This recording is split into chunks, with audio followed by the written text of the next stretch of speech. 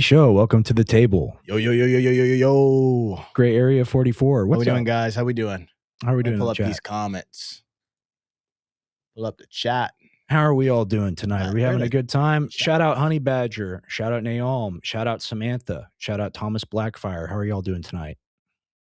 Good to see you guys. There's the chat. Look at that. In. Every day, new technology. It improves. Hey, so guys, look at this. All right. So, like I said, we're upgrading. We're trying to do things bigger. We're trying to do things better.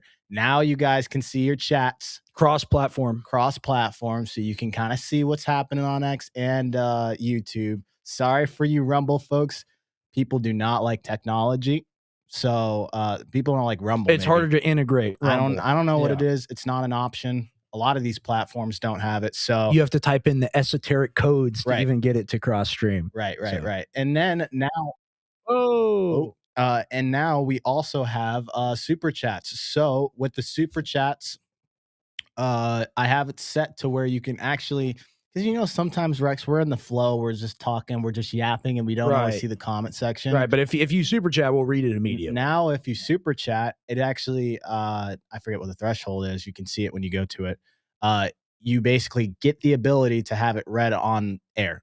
So that way it actually plays, and we'll discuss it. That way it actually cues us to read it. It becomes a mini topic. Right? So super chats are now live as well. You can find those linked. We're gonna figure out a better way to link it. Yeah, we're trying out the new technology. We're about like 2/3 of the way there. You've got the new software running. We've got Andrew being a badass and doing switching for us. The only thing left really is the computer switch, which I personally cannot wait for. But we're chugging along here, and we do have a lot of interesting topics for y'all today. We have really a Davos roundup of Carney and Trump that we wanted to cover. And this is a chill stream. Me and Tim are both extremely tired. We're trying to figure out a lot of things behind the scenes. But, I heard Owen on the show like 2 or 3 days ago. I was listening to Owen Schroeder, Tim. And he was like, a lesser host would miss a day or whatnot, but I'm a greater host, so I would do every day on time. And I'm like, well, I've been trying to do every day. I can't even do every day, and I certainly can't do it on time. So we all have a lot to learn. Yeah, that's the point. But he also has a lot of people managing his stuff. Yeah, no, I mean, he's got one guy. Really, only Dominic? Yeah, he's a soldier, dude. Damn. Yeah, he's a soldier, bro. But like both of us, Tim, you're trying to bring like the next level of presentation. I'm trying to bring consistency like every single day. We both have a lot to achieve still, but we're chugging along. I think the audience recognizes that. Yes, 100%. I'm still working on it. Yeah, for the YouTube people, I'm about to post it in here. Well, I thought it was interesting. I covered it a little bit. I covered the WF Davos, and I'm not sure if you're familiar with Rebel Media or Ezra Levant. And I had a real strong disagreement with Ezra Levant on his whole like Palestine Gaza position. That being said, the journalism I saw, and anyone who watched that show will know what I'm referencing. We're not necessarily going to play it here. He's on the streets in Davos, and I mean, he walked up to Larry Fink of BlackRock. Yeah, that's insane. And is like interviewing him for like 15 minutes. Yeah. Be like, why did you betray the world? Why did you betray everybody? And it's like, dude, don't you want to live? You're going to die. You're going to die quick. But Davos is interesting. I think you said it, or maybe my roommate said it. It's like, it's this thing that's existed for a while, but it's become such a talking point, especially on the right wing. People are like, World Economic Forum, you'll own nothing and be happy. Yeah. It's kind of ridiculous now to go to it. And I think what we're going to play with the contrast of Carney and Trump. I mean, Mark Carney, the PM of Canada, literally saying like the American world order is over. Like it's China's time now. And then Trump comes out as like, the windmills, they're fake. They don't even use the windmills. No. What's your thought on this? You watched the whole thing, didn't you? I think I watched all of Trump's segment. Right. That's what I'm talking about. It was an hour speech. No exaggeration. It was like an hour and like some change. I struggled to get through it, but I did it just so that I could understand what he was trying to say. And normally they're not even supposed to speak for that long. No. That's the problem. Like the guy made it about him. And it was, instead of calling it the World Economic Forum, we should have called it the American Economic Forum, because everybody, including their moms, was talking about only America. And I'm like, does the rest of the world exist? Like, well, it's a very Confucianist thing that China is doing, letting us slit our wrists in the bathtub. You know, like that's what it all is. Like, why do they care? Like, they're being successful. They're winning ultimately. Russia's having a much harder time, but they're still kind of on the same trajectory. And then we're over here like, we want to kill all our relationships forever because we're the best. But it just kind of begs the difference. Like, what even is the point of the World Economic Forum? Like, I'm sure you could go back to like maybe Biden. It was probably more, you know, economic forum like. This one was just straight up just yap. Well, I mean, it's a place where all of the global elites go, especially the ones that are like big into the technology or very high into the governmental systems. And it's basically like for the past at least 5 years, it's been like, how are we going to automate things? How are we going to implement like these radical changes in technology? Really, how are we going to assert control over like people or workers' lives? I remember this one thing I saw, and I swear, like you're going to think that this is BS when I say it to you, but they had a lady up. I think this is in like 2023, and she's like, "Yes, and we have the new headphones that measure the person's brainwaves. So if they're on the computer and they're doing YouTube instead of tax work, we know." So like that's the type of place the WEF is. So like, what do you think of that, Tim? That's pretty good, right? No, that is some Black Mirror type shit, bro. Seriously. That's some Black Mirror type stuff, you know? Yeah, 100%. Like at the end of the day, there's new technology, and I always tout like the white pill stuff. And yes, you're very technology, optimistic. but there is stuff out there, of course, that like people will weaponize for their own good. I don't agree with the fact that they have to do that. Like, why do you need to monitor? They're also getting really smart where there's like, I don't know, I'm sure they'll adopt this in the Asian cultures. Where like if you take your eyes off the screen for a certain amount of time, like the AI can read your face and tell when you're doing that. I know some of these like Chinese companies are doing stuff like that.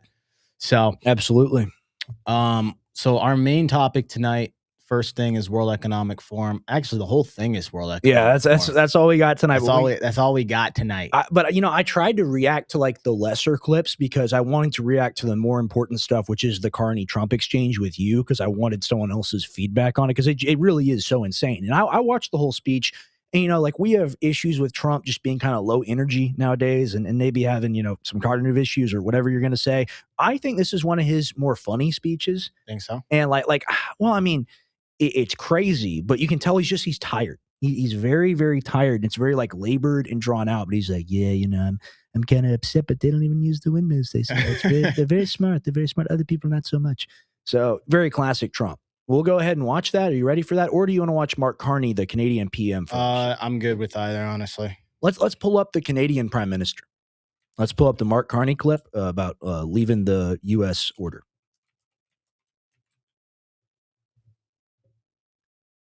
To no limits, no constraints. On the other hand, I would like to tell you that the other countries, especially intermediate powers like Canada, are not powerless. They have the capacity to build a new order that encompasses our values, such as respect for human rights, sustainable development, solidarity, sovereignty, and territorial integrity of the various states. The power of the less power starts with honesty. It seems that every day we're reminded that we live in an era of great power rivalry, that the rules-based order is fading, that the strong can do what they can and the weak must suffer what they must. And this aphorism of Thucydides is presented as inevitable, as the natural logic of international relations reasserting itself. And faced with this logic, there is a strong tendency for countries to go along to get along, to accommodate, to avoid trouble, to hope that compliance will buy safety. Well, it won't. So what are our options? In 1978, the Czech dissident Václav Havel, later president, wrote an essay called The Power of the Powerless. And in it, he asked a simple question: how did the communist system sustain itself? And his answer began with a greengrocer. Every morning, this shopkeeper places a sign in his window: "Workers of the world unite." He doesn't believe it. No one does. But he places the sign anyway to avoid trouble, to signal compliance, to get along. And because every shopkeeper on every street does the same, the system persists. Not through violence alone, but through the participation of ordinary people in rituals they privately know to be false. Havel called this living within a lie. Pause it. The system's power comes not from its Okay, so he's talking about the dissolution of the rules-based order and what we have done to degrade that. And I agree, of course, right? Like we have degraded the quote-unquote rules-based order by bombing everyone during peace agreements and stealing people's presidents and do whatever we want, giving $300 billion to nations to fight other wars. But it all kind of falls apart when like someone like this guy is incredibly pro-Ukraine war, number one. Like the Canadians are absolutely rabid about that. And then number two, like he's just shipping himself with a new lover with China. That's what this is, and we'll get into that a little bit later in the clip. Yeah. I mean, what do you think? Like imagine being like French or being like Canadian, like the agency that you don't have. Wouldn't that make? Got one. New Growiper donated $5. Politics have devolved into soap operas and utter slop. We agree. That's why we're covering serious stuff today. Totally agree. Did everybody see that? I hope everybody heard that. Everyone had to have seen it. I heard it. I saw it. It was loud.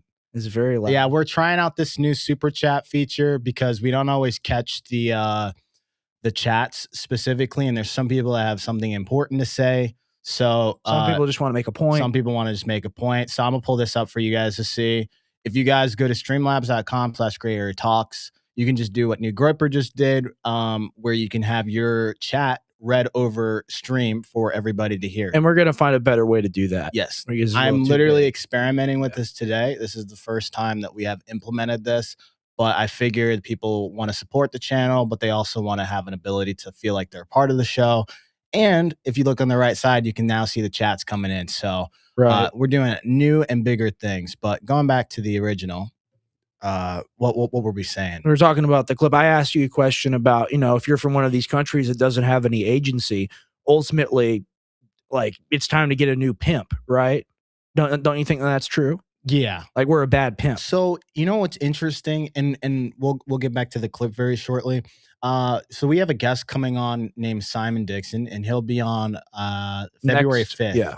Right. Mm-hmm. And he's like super knowledgeable about the world. He made the following argument where he said that the United States, at a certain point, obviously we all know the dollar won't be the reserve currency, but what he thinks is that after they fall off, right, there's not going to be like one big hedge honcho anymore. It's going to be everyone dominates their region and has their a multipolar world. Multipolar, yeah. And that's what he said. And that's what all the geopolitical experts that I watch say, like especially Pepe Escobar, who I believe is a Brazilian journalist originally, but he goes all around the world. And that's what everyone's talking about ultimately. And that's what BRICS is because BRICS recognizes at its core, like we're not necessarily trying to do like world reserve currency. China's like, look at what it did to the US. Like it hurts you almost more than it helps you in the long term because you have to take on the debt. Yeah, and there's no mutual cooperation with that. Right. So I think it's smart ultimately. I think it's bad for America. So I'm against Canada, finding a new pimp. We should be their pimp. But, well, I know at some point people are like, well, China, you got to watch out. The Chinese are coming. The Chinese. Yeah. They're going to take the currency and they're going to control everything. Right. First of all, people don't trust China. No. Like not even the Russians trust China enough to actually have the Chinese run everything. Right. They'll just be part of the world order. I honestly think that India might be number one. Well, that's what I was going to say is like we have been so bad in our trade relationships that Russia and India, countries that traditionally had massive beefs with China, have now been like, oh, well, I guess we're going to be friends now because they want to kill us, So economically speaking. No, and I totally agree with that. And the thing is like if India becomes number one, which they're on track to climbing, they might not beat us anytime soon, but they're a country that doesn't have beef with anyone except for maybe Pakistan, but in general, they're not going out and starting wars. So like, and they got a ton of people too. Yeah, this is the biggest thing is like ultimately, how do you compete against an economy like China or India where they ultimately have just billions of people, and then ultimately we don't have billions of people, and people are like, America's the center of the world. It's like, yeah, because of the financial system, right? And like that's the one last pillar besides the military that hasn't really fallen yet. Yes, I agree with you. And he also said that that was a way in which America makes money, is we create forever wars in which the military industrial complex makes money to keep America afloat, essentially, and it keeps pumping. So you have all these new strategies, proxy wars that are included in that too. Let's go ahead and pull back up the video. We'll watch more of Mark Carney. Truth, but from everyone's willingness to perform as if it were true. And its fragility comes from the same source. When even one person stops performing, when the greengrocer removes his sign, the illusion begins to crack. Friends, it is time for companies and countries to take their signs down. For decades.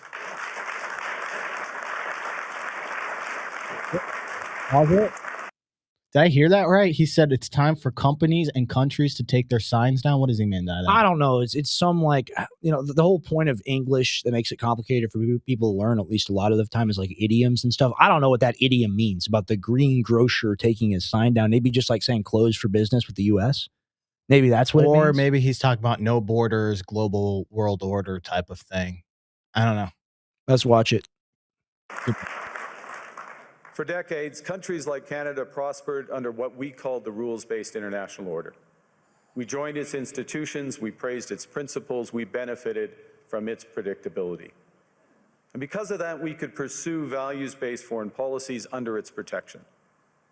We knew the story of the international rules-based order was partially false, that the strongest would exempt themselves when convenient, that trade rules were enforced asymmetrically.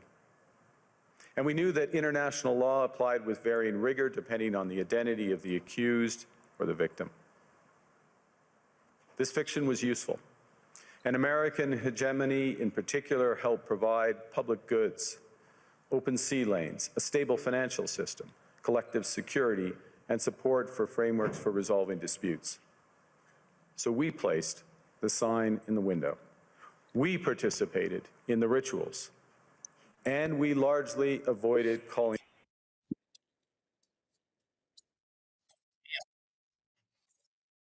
Damn.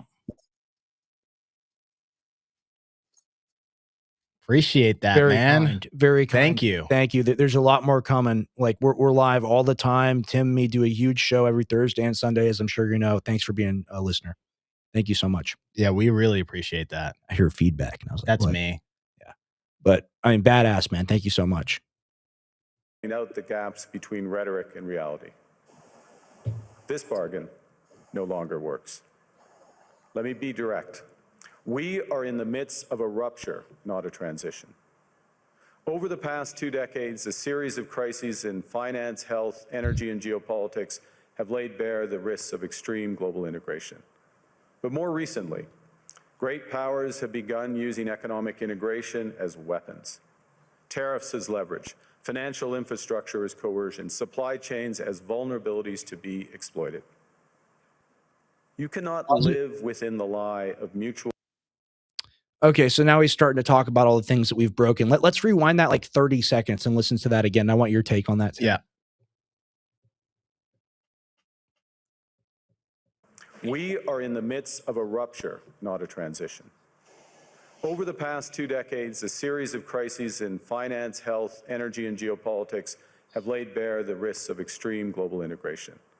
But more recently, great powers have begun using economic integration as weapons. Tariffs as leverage, financial infrastructure as coercion, supply chains as vulnerabilities to be exploited. You cannot live within the lie of mutual benefit through integration when integration becomes the source of your subordination. Ooh, pause it. Ooh. What do you think about that? Oh. The hose stepping out on us. Oh, they want to leave. That deserves a second one. I'm sorry. They're tired of getting slapped in the face by the U.S. by Uncle Sam. It's very true. My. That was a very strong statement. He practiced in the mirror for that one. He's like, Trump, I got something to say to you. He's watching hype edits. No, but he's right though. Like, think about it. I mean, there was a time period where we were actually doing the integrations. We were trying to lead by example. I mean, there was a genuine enthusiasm that we had right after World War II, where we genuinely wanted to help the rest of the world integrate into the dollar and do the things. But now it's like, well, now that you need the dollar, right? Well, fuck you, pay me if you're not going to do what I say. Well, that's the interesting thing. You know, I was watching Due Dissidents and they made this point, and I didn't even know this. And this is why it's key to learn basic information and to go through like the actual timeline of things like we do a lot of the time for people on the gray area. They were like, look, the only time Article 5 has ever been invoked was us. It was invoked because of Iraq. Right. So then the British and the Canadian, I think it was like Denmark or something. They had like the highest casualty per capita rate. Really? Yeah, wow. dude. Yeah. And like we were the ones that invoked it. So you think about the things, especially, even Russia helped us. You think about the things over the past 30 years, it's crazy. But like we've whined and asked for the most help. So yeah, we're the abusive boyfriend. Yeah, we're always trying to take her on dates she don't want to go on. So you like this? Yeah, seriously. You like this, girl? That's how we treat them. That's how we treat these Canada? other countries. Yeah. Take some of these. Seriously. We want your oil too. Take some of those, huh? Seriously. I mean, whack, whack, whack, whack, whack. But it sounds like they're tired of it. And the things that he's saying is like, look, when cooperation used to make sense for us, we used to do it. And you go, that's a left-wing lie. He's a communist. He just wants to work with China. Well, I mean, I bet it's not a fun thing to wake up to 50% tariff because I said so. And the whole thing of like, it's to make manufacturing come back here and it's to bring money back to people. 95% of the tariffs are paid by us. Yes. They're paid by us. Yes. It's a tax. Okay. Story time. Go ahead. I went into Walmart just yesterday. Mm-hmm. I have like a pretty good memory of like prices in general. So I don't normally like I'm very much so I haven't been in Walmart for, like a month. Like I don't shop very often, but when I do, I still have the memory of what it used to cost. I went in 4 items, $80. And those I'm going to tell you what those 4 items were. It was like a freaking cat litter box. Mm-hmm. And what else was in that basket of goods? Couple of food items, and it was like I was like, these prices are out of control. No, it was a shower. I had a little shower because I'm moving, so I needed a little shower. No, it was like a little loofah or something. The shower curtain pack. Oh yeah. That thing used to be $10. It was $20 now. Right. I was like, no effing way. Oh yeah. No way. And at the grocery store, because I was at the grocery store, there's a bit of a winter storm craze going on here. Tim laughs at it because he's from somewhere that's actually cold. Yes. But when I'm at the grocery store, I'm looking at the ground beef and it's like $10.50 a pound. Are you kidding me? Are you serious? Bison used to be $6.50 when I was a teenager. And everyone goes, well, Trump doesn't control that. It is what it is. Well, why haven't you broken up the big meatpacking industry? Why are we shipping in beef from Argentina and deprioritizing our own farmers? Why are we doing this? Because the price per pound of beef that a cattle rancher will get paid is around like $4 or $4.50. And the best part is I was watching a video, JBS, which is like the biggest meatpacking industry, and it's in Brazil. Right. They spent $5 million prior to the Trump tariff situation. Mm-hmm. And then they got a nice little, what is it called? An exemption for their specific category in their specific region because they paid the $5 million. Right. And T. Blett says it's an excellent comment, so I'll read it. Corporate greed is not a leftist talking point. It's a real thing. Yes. Like these things are not like left to right dichotomy. Like you're allowed to be mad at corporations for gouging you. Right. And so now it's not even just the corporations. You've got the countries. You got the country of America involved with the corporations, and the rest of these countries around the world are watching all this play out. Dear Greenland, you didn't give me the Nobel Peace Prize. Oh, bro. As a result, dude, I'm going to have to take your country. Sorry. Oh, dude. It has to happen. I needed that. I needed it. I know you've seen it. I'm sure a lot of our audience members have as well. If you've watched the Trump speech, he goes, Greenland, a big piece of land. Can't really call it land. It's a big piece of ice. You can't write this stuff. You couldn't come up with it with like 1,000 monkeys writing for 1,000 years. You just couldn't do it, Like they say you do that, you come up with Shakespeare eventually. You could not come up with this. There's no way. There's no way. What else is I'm sure PM says a lot more. Let's go ahead and go back to that video, Andrew.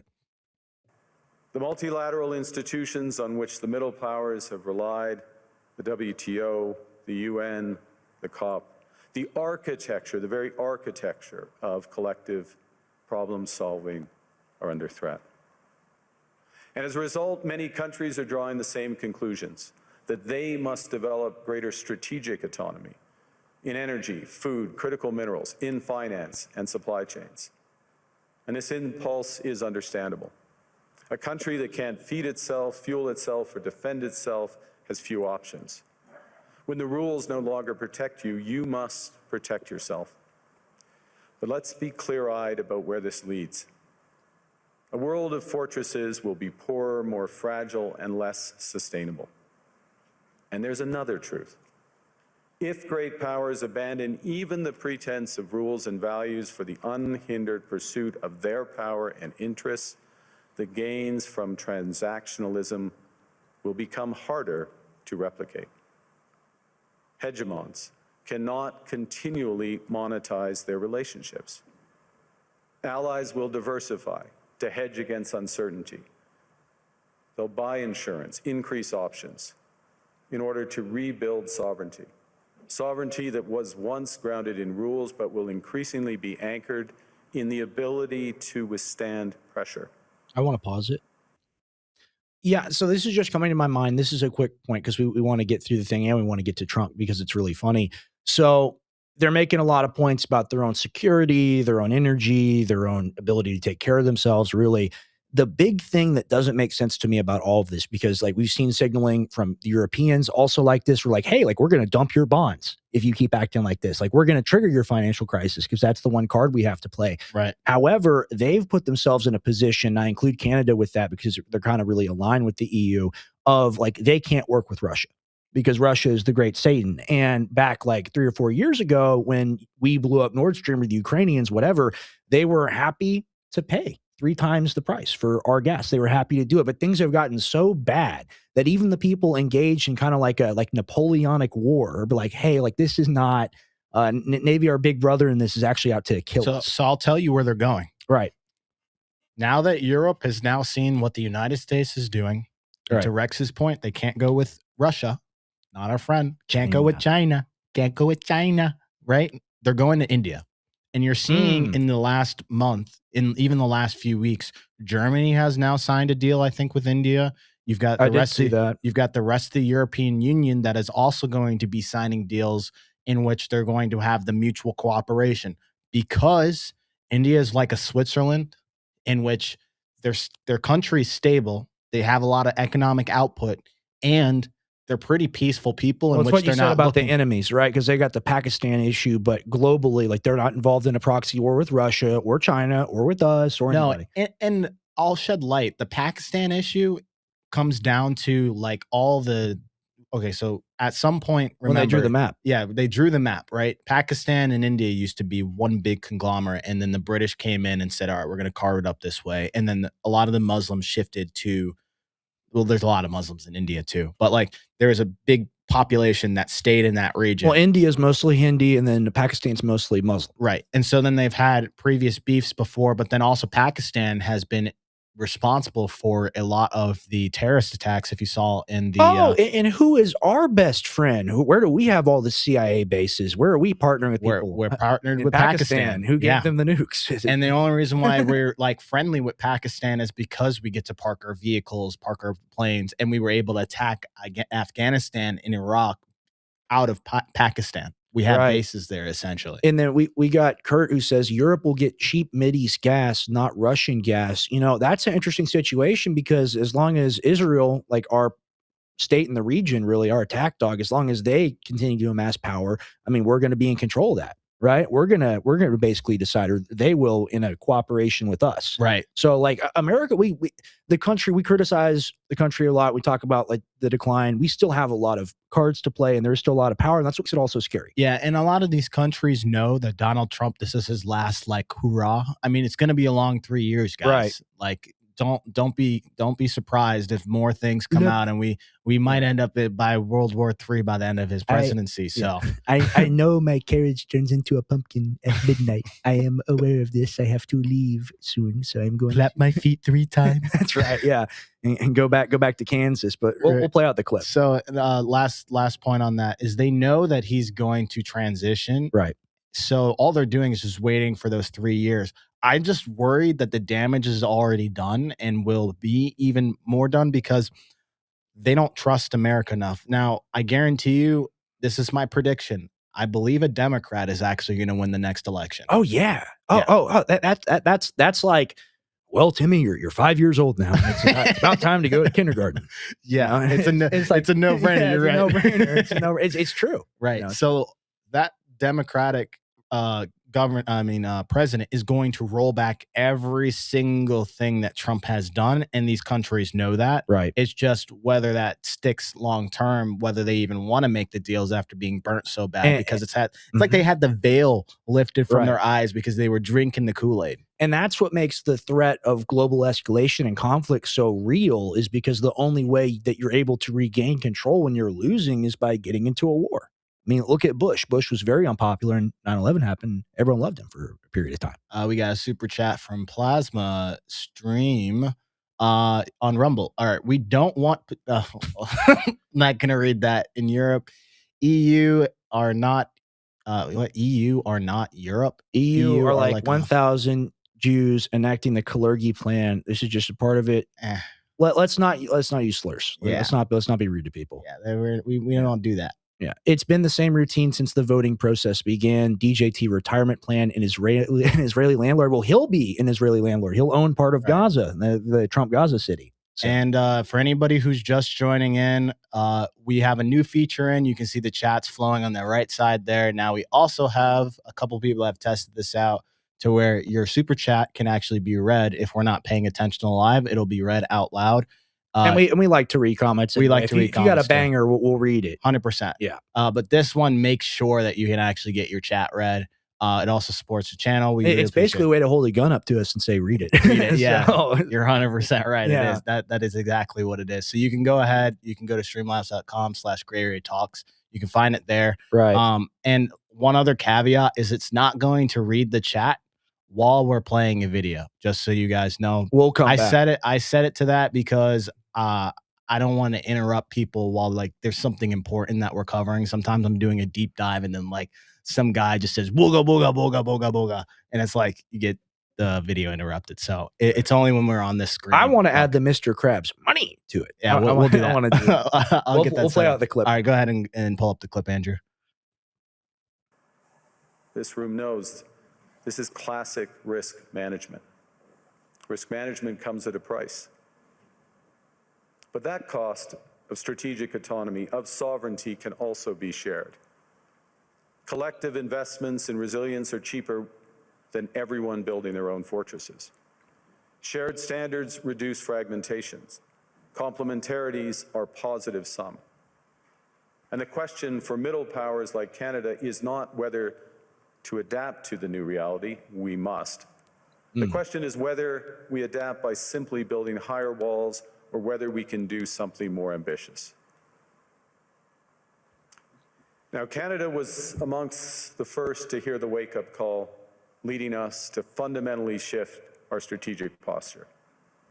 Canadians know that our old, comfortable assumptions that our geography and alliance memberships automatically conferred prosperity and security, that assumption is no longer valid. And our new approach rests on what Alexander Stubb, the President of Finland, has termed value-based realism. Or to put another way, we aim to be both principled and pragmatic. Principled in our commitment to fundamental values, sovereignty, territorial integrity, the prohibition of the use of force except when consistent with the UN Charter, and respect for human rights. And pragmatic in recognizing that progress is often incremental, that interests diverge, that not every partner will share all of our values. So we're engaging broadly, strategically, with open eyes. We actively take on the world as it is, not wait around for a world we wish to be. We are calibrating our relationships so their depth reflects our values. And we're prioritizing broad engagement to maximize our influence, given the fluidity of the world at the moment, the risks that this poses, and the stakes for what comes next. And we are no longer just relying on the strength of our values, but also the value of our strength. Okay. Well, very strong statements. We covered it. I mean, he just started saying, hey, like we're leaving this American world order behind. We're going to try to forge a new one. Yep. Based on values, whatever. And, you know, the DJT didn't like that. He's kind of, you know. Did he go on before? He went on after, I think. I think we're going to watch him talk about Carney in the speech. Okay. I think so. That's why I'm excited to play it. Yeah, it's kind of crazy because there's a lot of people in that audience, and all of these people are world leaders, by the way, listening to him say that are going to side with Carney on this one. Even it pains me, right? Like, I'm American. I'm pro-nationalist. Like, well, I mean, maybe not to the extreme level, but I am for my country. I mean, you know, you see, you see how I'm censoring myself? It almost. Well, we were talking about it, man. We were talking about, you know, when we went to school, we pledged allegiance to the flag, right? And they don't really do that anymore. No, and Andrew was telling us off stream here. He was like, he went in to do like this video recording. He does a lot of freelance stuff, and the teacher was in the classroom teaching the kids nationalism is bad. What? Nationalism is bad? That's what these kids are being taught now? New World Order, baby. Are you kidding me? Oh, yeah. I mean, in history class for me, it was nationalism was the thing that brought a country together. It's why people have pride within one's nation. How did that turn into such a bad thing? Right. It's the people, there's people that take it to an extreme who are just like, let's just burn the town down because we love America. It's two sides of it, right? Well, one side was like, America's a colonialist project. It can never be redeemed. It's evil. We have to tear down the entire system and rebuild it. It's like I went to the 21st Street Co-op when I was 20 years old, and I went up there. It's in UT, and I'm talking to this girl. It's like fat white lady, and she's like, "I'm an indigenous socialist." And I'm like, "Well, what does that mean?" She goes, "Well, the white man has destroyed the planet, specifically the white man in America. So the only solution to it is we go to the Central and South American tribes and use their ancient wisdom to heal the planet." And this is a person working on a master's degree. So there's that side of it, and then there's the Adolf Hitler 1488 Groyper like murder, right? And right. we don't subscribe to either. We don't subscribe to either of those, and like not dissing the Groypers. I would call myself a Groyper, but like there are definitely sides of things that like we don't support. Yeah, and also not that we were like trying, like somebody threw up a super chat. Like in general, like the idea of the show is just to bring value to people in a way that actually is easy to digest. There's a lot of shows that will go out there, try to be controversial, say something, throw out slurs, throw out like, you know, the Zionist and the shock and all. Like this isn't the show for that. Right. This is a show where we have real discussions based on policy, based on ideas, based on the things that people care about outside of the right and left wing, like fake duopoly. We reject that on the gray area. That's why the show is called The Gray Area. And when we have guests on, we're bringing guests on that we may not 100% agree with. I think I've disagreed with Dominic last stream on a couple of things. Suleiman came on and he said some things that was like pro-Islam and things like that. Now, we didn't go and attack him for his belief system. Well, it's about hearing people out and hearing what they actually believe, because ultimately, if all you do is scream at each other, there is no solution because there is no dialogue. Right. So the show is about dialogue, and that's why we're so happy to have such a vibrant chat of people that actually care, because 100%. like we want to talk about the things that y'all are interested in. Right. So, and it's not that we like want to, like sometimes we genuinely miss the messages so much that pop up and we love the engagement. We really but do. Other times it's like there's certain things that we don't have to put out there because that is that we're trying to curate the brand. We're not going to be calling people the N-word. Yeah. We're not going to be throwing slurs at people. People have thrown that one a lot. Look, let's focus on the things that we can actually fix, the things we can actually change. And if you're mad about something, approach it with a reasonable and rational argument that doesn't involve, slandering someone. Exactly, because that's the only way that you can actually get your argument across. And also, guys, keep this in mind. The people that are in power don't really see the race or religion. They love that we do. Yeah. It's because it keeps us divided. We keep arguing. We keep talking about things that don't matter. And they get to just go on and keep on moving and actually controlling. It's like, and me and Tim have decided that we want a better future for our kids. We don't have to deal with this stupid shit anymore. Exactly. So that's what the whole show is about. That is the whole show. That's man. the whole point. It's so we appreciate every single one of you guys that is in the chats, comments. We're not singling anyone out. We're just trying to make you guys clear of like what gray area is truly about. Right. And if you like the show, you like the show. If you don't, you don't. Ultimately, show's not for everybody. The show's for people that want to talk about things for real. And I will say a majority of the comments, everybody, you guys are fantastic. I enjoy, like, we laugh off. We like, sometimes we're watching a video and somebody will throw something Someone up said hilarious. Like the American platform is like 14-year-olds and cocaine. And I think I was T. Blatt, and that's so funny, man. Yeah. Because it's true. It's very true. You want to get to Trump? Yeah, let's get to Trump. Let's pull up that next clip, Andrew. Yeah, it's the first one. It's not the Q&A. It's not the Q&A. It's like a 10-minute sizzle reel of all the good. Ooh, New Groiper says this is the only show I'm going to be watching for a while. Why is that, New Groiper? Are you tired of some of the going on? We love New Groiper. Let us know in the chats. Why are you tired? Why is this the only show? We actually love the fact that you're tuning in with us. Seriously, man. Thank you. I mean, it's the best show. It's the best show anyone's ever seen. Let me tell you, people are saying it, and it's you can't true. Get any better. And it's true. And they say, my cabinet, they say, Trump, why do you watch Gray Area all the time? And I say, I like those guys. I like what they're talking about. That Tim's a real sharp guy. That Rex, sometimes he's a little tough. He's a little tough, but not so much. Not so much. Not so much. Not so much. All right, go ahead, Andrew. Go ahead.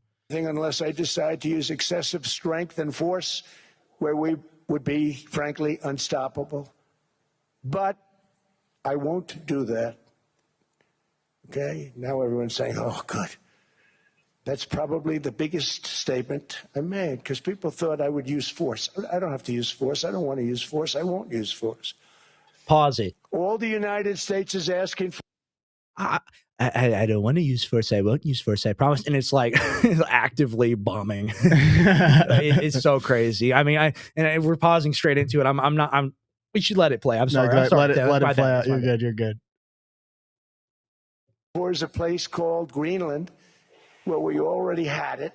We could have kept that piece of land, and we didn't. So they have a choice. You can say yes, and we will be very appreciative, or you can say no, and we will remember.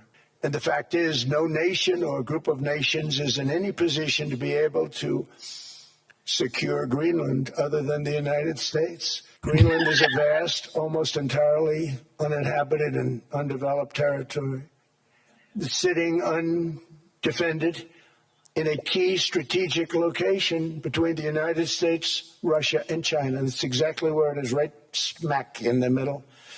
Wasn't important nearly when we gave it back. When we gave it back, it wasn't the same as it is now. It's not important for any other reason, Yeah, that's not the audio our problem. It's the video itself. It's the video. Trump sounds robotic in it. It's his mic. It's something. I mean, this is beyond parody. Just keep playing it. It's good. Everyone talks about the minerals. There's so many places. There's no rare earth. No such thing as rare earth. There's rare processing. But there's so much rare earth. And to get to this rare earth, you got to go through hundreds of feet of ice. That's not the reason we need it. We need it for strategic national security and international security. This enormous unsecured island is actually part of North America. Pause it. On the northern frontier of the. I'm sorry, I can't. There's no such thing as rare. How many times can you repeat the same word in the sentence? That's kind of his. No, but like how he talks. It's excessive in this speech, and I don't need to. Rare earth and the rare earth. Some call it the rarest earth. The rarest earth they've ever seen. It's not called rare earth. It's called rare processing. Keep going. You go ahead. Can't make this stuff up, folks. Western Hemisphere. That's our territory. It's the United States alone that can protect this giant mass of land, this giant piece of ice, develop it and improve it and make it so that it's good for Europe and safe for Europe and good for us. And that's the reason I'm seeking immediate negotiations to once again discuss the acquisition of Greenland by the United States, just as we have acquired many other territories throughout our history. as many of the European nations have. They've acquired. There's nothing wrong with it. But this would not be a threat to NATO. This would greatly enhance the security of the entire alliance, the NATO alliance. The United States is treated very unfairly by. So we had 31 bases in Greenland during the Cold War. Right now, we only currently have one. We had 31 bases. And we had provisions in there that I'm sure, like if we activated them again, they would let us do the same exact thing. Yeah, I'm about to send you, Andrew. Looking for that? I there's a tweet that he made of what I think this was 2 days ago, right, about Greenland. My boy told me today that he said something about he might be dropping the issue of Greenland. I'm not the U-turn. Yeah, I'm not sure. Andrew, I mean, that's even scarier. If he says he's not going to do it, probably going to bomb them immediately. He always does that little pump fake. He's like, not going to do it. Right. I'm not going to do it. I'm going to do it. Right. Yeah, pull up that tweet that I just sent you on X. I think he had a meeting with the Secretary General of NATO. That's what Mark Rutte. Says. And I'll actually pull it up here too so that we can read it. And this is the guy that called Trump daddy. Oh, I forgot. Okay, before we show this, really quick. I don't have it prepared for the show, but Due Dissidence covered it. Jesse Waters, we talked about him on the show before. The Fox host, he goes, "Daddy's home and he has needs." That's what he said about him going to the WEF. I'm not kidding. No, I swear. And the worst part is Trump said "daddy" at the WEF. I swear to God, they call me. They call me daddy. That's exactly what he said. I'm not even kidding you. That was the point at which I'm like, this isn't real life. This is a simulation. Right. Let's pull up this and we'll read the caption from MAGA Voice. Well, if we got it on screen. Yeah, go ahead. Pull that up, Andrew. And this is the caption, and we'll read the actual tweet. It's just the propaganda is so crazy. Breaking news. President Trump stuns the world by announcing a solution to Greenland. We're just going to take it. That's my solution. Tariffs are canceled, and Trump is happy. Trump is truly the best negotiator. But we'll read the tweet. Based upon a very productive meeting I've had with Secretary General of NATO, Mark Rutte, he wants to suck me. He's a very good man. We have formed the framework of a future deal with respect to Greenland and, in fact, the entire Arctic region. This solution, if consummated, I mean, come on, bro.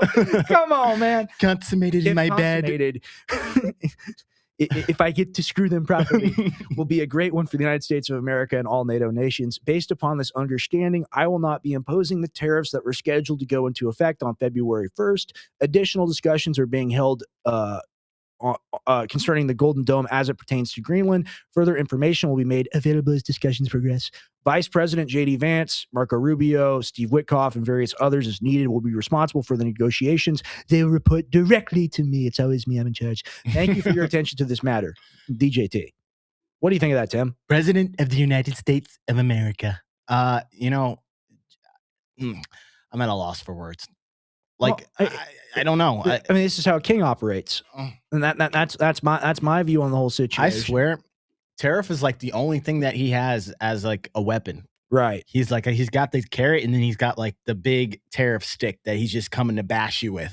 And that's the only thing. And it's like anything, right? Like you go through a hard period of time, and it forces you to improve and get better. So ultimately, like when we throw a tariff on a country like Russia, for example, after the Ukraine war starts. It makes them suffer. It hurts their economy initially, but because of being spurred to survive or die, they ultimately come out stronger from it. You are literally in my mind right now. Right. So talk about it. I was just about to say that what these things do is America has these like unironically Trump cards, right? In which they know there are certain things that we can do to pull levers of power. Right. Swift financial banking system's one of those things. Now we got SIPs with BRICS. Right. Yeah. So that was one thing that like, okay, you never press this button unless it's absolutely necessary. And it's just like, yeah. How many times can I hit it? How many times? Right. That's the nuclear option. So now that that's happened, the rest of the world sees that. And now they're making long-term planning in order to counteract that. Second thing now is like, okay, we didn't know how powerful tariffs were in the United States and how much of a lever that was to bringing people under our control. Right. Guess what? Now other countries are now trading with other countries to supplement what America would have been doing in terms of consumption. Right. Because we are a consumption economy. That is why they want to do the tariffs, because we just buy. 100%. And social media is powerful. And like when you see the president of the United States of America say something, you're like, oh, wow, like this is crazy. And I imagine that's how it is across the world, especially for these countries that we're adversarial to. But at the end of the day, like social media doesn't control the planet, right? Natural gas and oil control the planet. Nuclear energy controls the planet. Resources, labor, food control the planet. Right. So even if you have one guy that technically has the most power on the planet and can do whatever he wants as U.S. president while we're still a hegemon somewhat, like it's not a good thing. Just because it's like oh, based, cool, like it happens. Just like, yeah, he's doing it and exercising power and then spending that power that we can't get back, and that's what I don't like.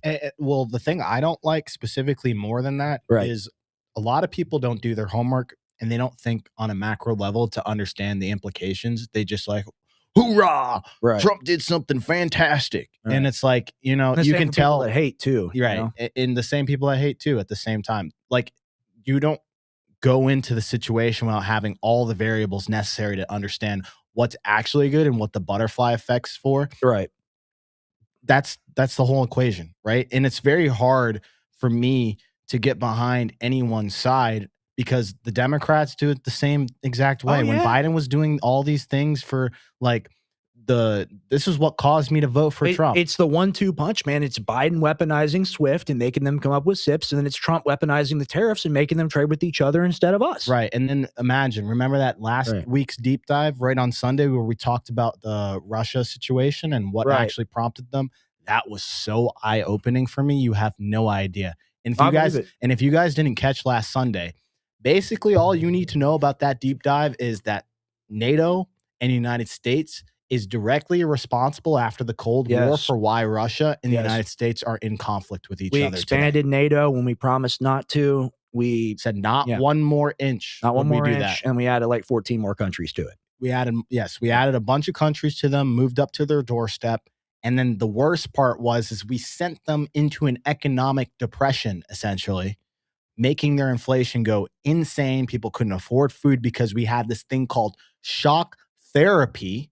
In which isn't that nice? Shock therapy. It doesn't even. It sounds good. That's the name that they chose. Yeah, that sounds like a torture program. Well, you know, maybe the wife's being too loud, so you need to zap her in the brain. You know, that's how these people think at the end of the day. Or you just zap the dog. Like, imagine how sick you have to be one of these like financiers, like we talked about, these oligarchs that America, like our financial experts that we sent into Russia to carve the country up. Right, and those oligarchs. There was like 7 oligarchs that controlled 50% of Russia's economy because they sold everything for dirt cheap, essentially, to think that that's the quickest way you get to capitalism. We can't let communism come back, guys. This is our only chance after the Soviet Union falls apart. So you just got to have to do our communism or the corporations own everything. They didn't want to do a genuine a gradual progression to where, like, you know, you have systems in place and you allow people to get used to not being in a communist society. Because look, the Russians weren't happy under a communist society. There's the whole reason why all those Soviet countries broke apart from each other. It just wasn't working. They were starving. But then America goes in and they're like, let's just pour gasoline on the fire. We're going to grape you now. Yeah, exactly. So, you know, this is how these things go. So let's go back to the dear leader, Trump, and watch that. By NATO, I want to tell you that when you think about it, nobody can dispute it. We give so much and we get so little in return. And I've been a critic of NATO for many years. And yet I've done more to help NATO than any other president by far, than any other person. You wouldn't have NATO if I didn't get involved in my first term. The United States was paying for virtually 100% of NATO. And I got that stopped. I said, that's not fair. But then more importantly, I got NATO to pay 5%, and now they were paying, and now they are paying. So something nobody said was possible. They said, no, he's right about this. I have to give Trump credit. Yeah. Like, NATO and the European countries were not paying their fair share.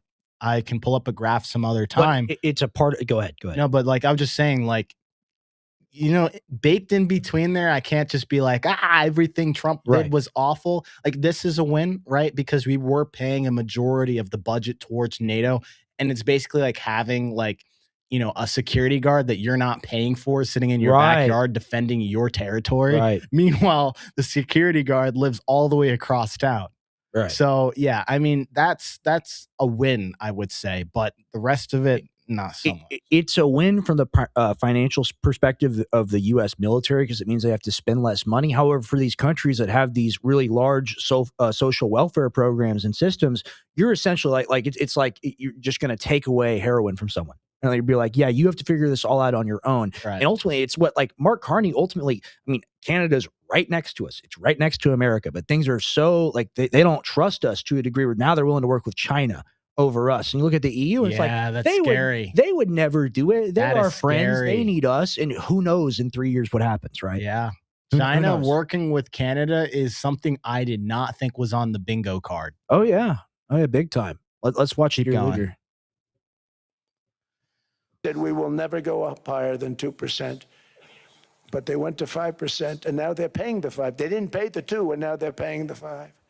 And they're stronger for it, and they have an excellent, by the way, Secretary General, who's possibly in the room. Mark, are you here? Yes, he's here. Hello, Mark. Venezuela has been an amazing place for so many years, but then they went bad with their policies. Well, look, here's the thing, Mark. We're going to take care of you. You don't want your country to burn down, do you? It'd be a very bad thing. You know, we're your partner, Mark. We're in this together. I want your country to do good. I want NATO to do good. You just gotta look. You gotta pay me the vig in an envelope every month. Okay, you gotta show up to the Satriales. You gotta pay me. It's Tony Soprano. Yeah, it is. Marco, where are you? Marco Polo. Yeah, there you are. I found you. Exactly. Wow. You. More dear leader, please. Yeah, keep going.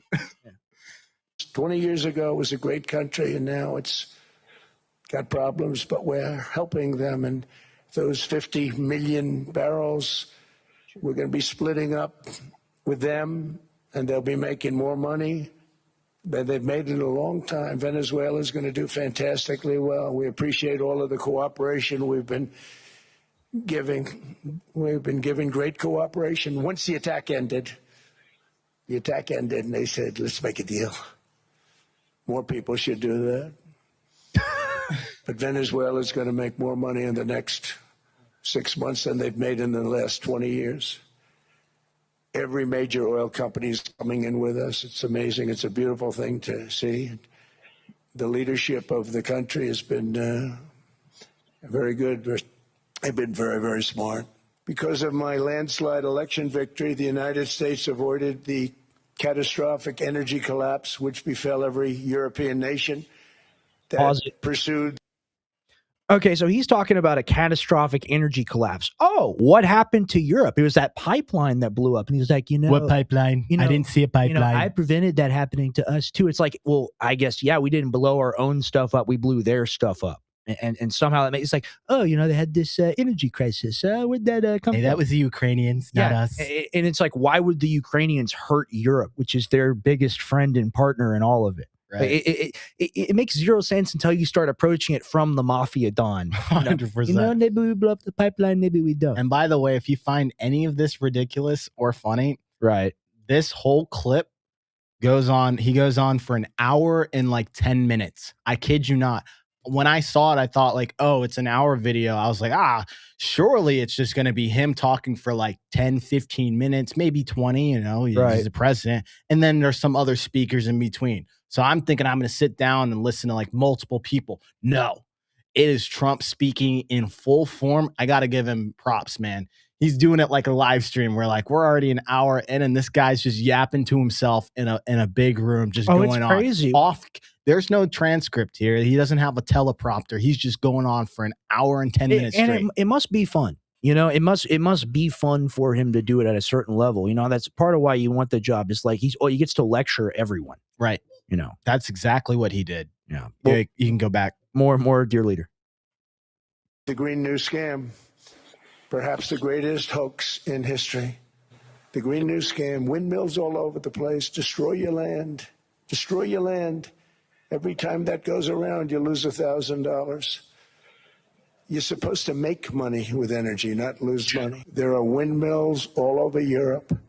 There are windmills all over the place, and they are losers. One thing I've noticed is that the more windmills a country has, the more money that country loses and the worse that country is doing. the United Kingdom produces just 1/3 of the total energy from all sources that it did in 1999. Think of that, 1/3. And they're sitting on top of the North Sea, one of the greatest reserves anywhere in the world, but they don't use it. And that's one reason why their energy has reached catastrophically low levels with equally high prices. High prices, very low levels. Think of that, 1/3. And you're sitting on top of the North Sea, and they like to say, well, you know, that's depleted. It's not depleted. It's got 500 years. They haven't even found the oil. The North Sea is incredible. So he says somewhere, and I think they skipped it when he was talking about the windmills and the wind farms and stuff like that. He was basically saying this is a total waste. And then he goes on to say specifically that China produces all the windmills, but they don't build any themselves to have in their backyard. They make a fortune selling these windmills to very stupid people. Right. I mean, he insulted an inanimate object. He's like, the windmill is like, what did he say, was dumb or something? Yeah, he said it was stupid. He said it was stupid. And he said China's profiting off a building. Now, like, sometimes I'm like, you know what? There's no, like, do these things have merit? And often, like, you just have to go do a quick, like, fact check. Andrew, can you just quickly pull up that graphic I sent you of the energy consumption? And it's just like, it doesn't take very long to do, you know, a simple citizen fact check just to see, like, is China really doesn't have any windmills? I even said this to myself. I'm like, China has to have like massive amounts of windmills. Are you kidding me? Right. And the thing is, for me, is like, I'm not necessarily a quote unquote clean energy guy. I like nuclear, if you consider that to be clean. And I do think that that is the future because it's sustainable over thousands of years. Ultimately, other things are not. But just like, they don't even use the windmills; they just sell them to. He just lies. He just lies whenever he wants. So look at this graphic, guys. U.S. versus China in electricity generation, and then you look at wind. Look at the United States versus China. I'm sorry, what? Right. They're producing way more of pretty much everything, and they're actually going down in coal because they're trying to do things that are increasing the leading cause of death is lung cancer. Serious problem, air pollution over there. Yeah, they're wiping us off the map with solar. That's insane. That is pretty nuts. Elon talked about that at his Davos speech. Maybe we'll save that for Sunday, do a quick react to it, because that was also pretty interesting. But the point is that he just lies. Like, it's just not true. He just goes on, says it with conviction, and then it just becomes true. Remember, we collected $18 trillion from the tariffs. Right. I'm like, 18. I want some of that. Where is that? Yeah, money? where's it at? It's like, oh, we have to give it to Ukraine now. But it's like actually like 300 billion. And that's like the maximum you would typically get per year unless you like jacked it all the way up. Right. And he won't even hit $1 trillion by the end of his presidency at this rate.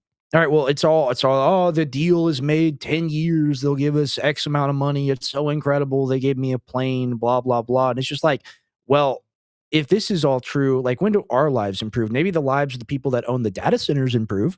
You know, maybe things get better for them, but for the average American, the average American has to pay for that data center. Just people that buy groceries. You know, we all buy groceries here. These people don't buy groceries. They don't even have a list. They just like food appears. They're like, send the butler, go pick up the groceries. Send the butler's butler to get it, you know.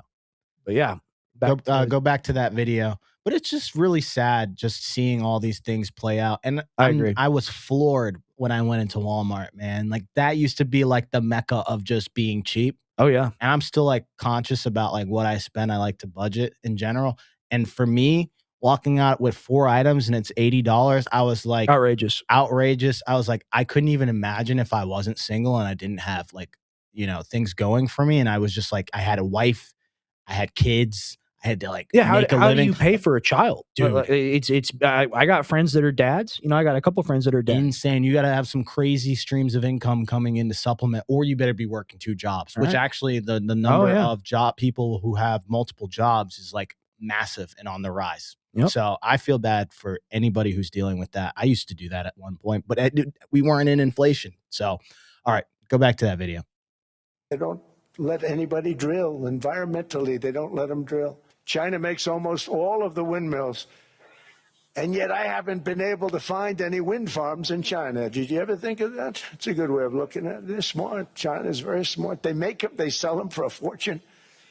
They sell them to the stupid people that buy them, but they don't use them themselves. They put up a couple of big wind farms, but they don't use them. They just put them up to show people.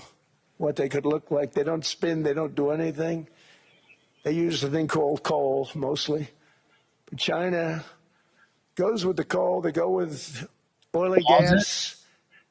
Sorry, can we pull up that chart real quick? It's just not true. Can we just pull up that chart real quick? I'm sorry. Fact checking in real time here. I'm sorry. We use more coal than them and they have more wind than us. Where are we getting these facts and figures?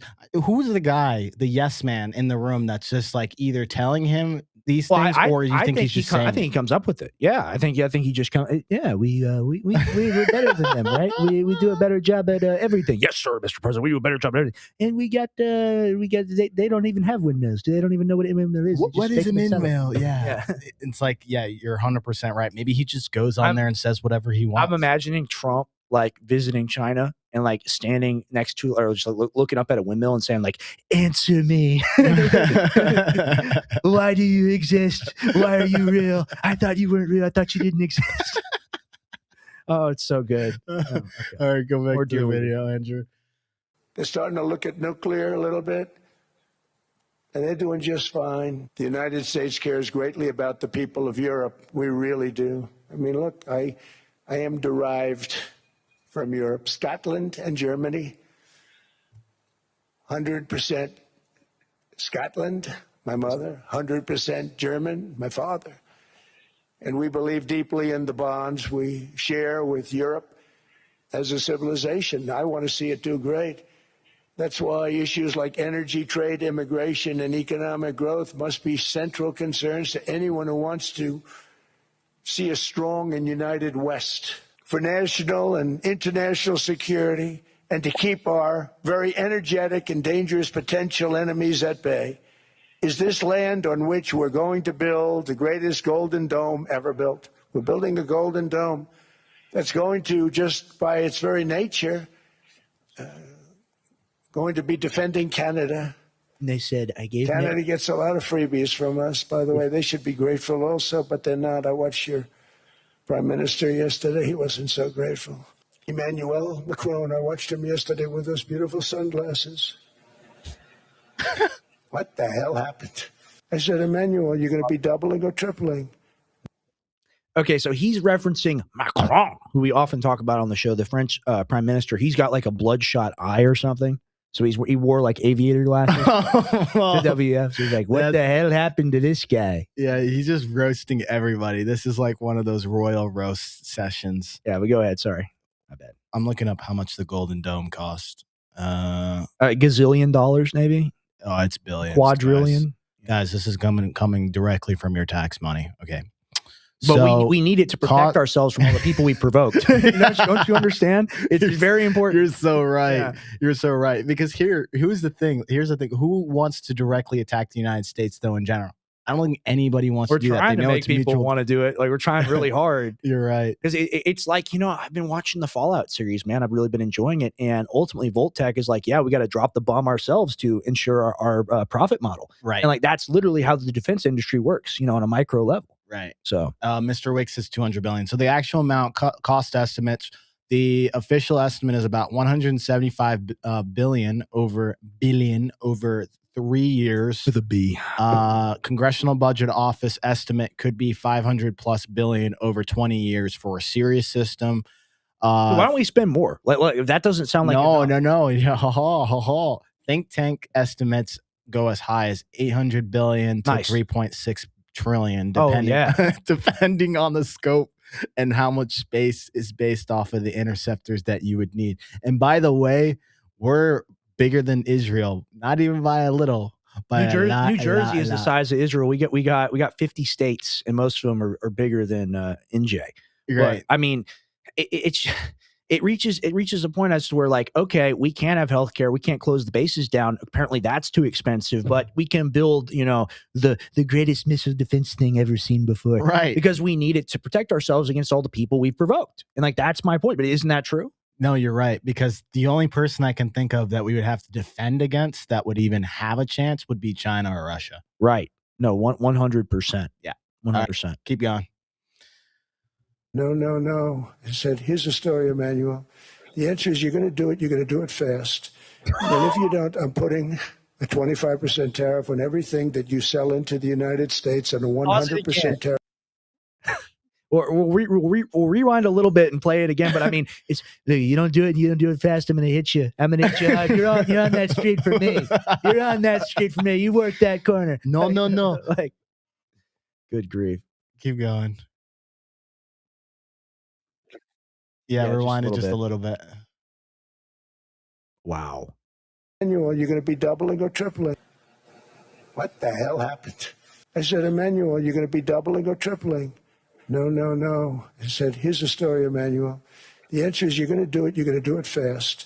And if you don't, I'm putting a 25% tariff on everything that you sell into the United States and a 100% tariff on your wines and champagnes. And that's about 10 times more than what I'm requesting.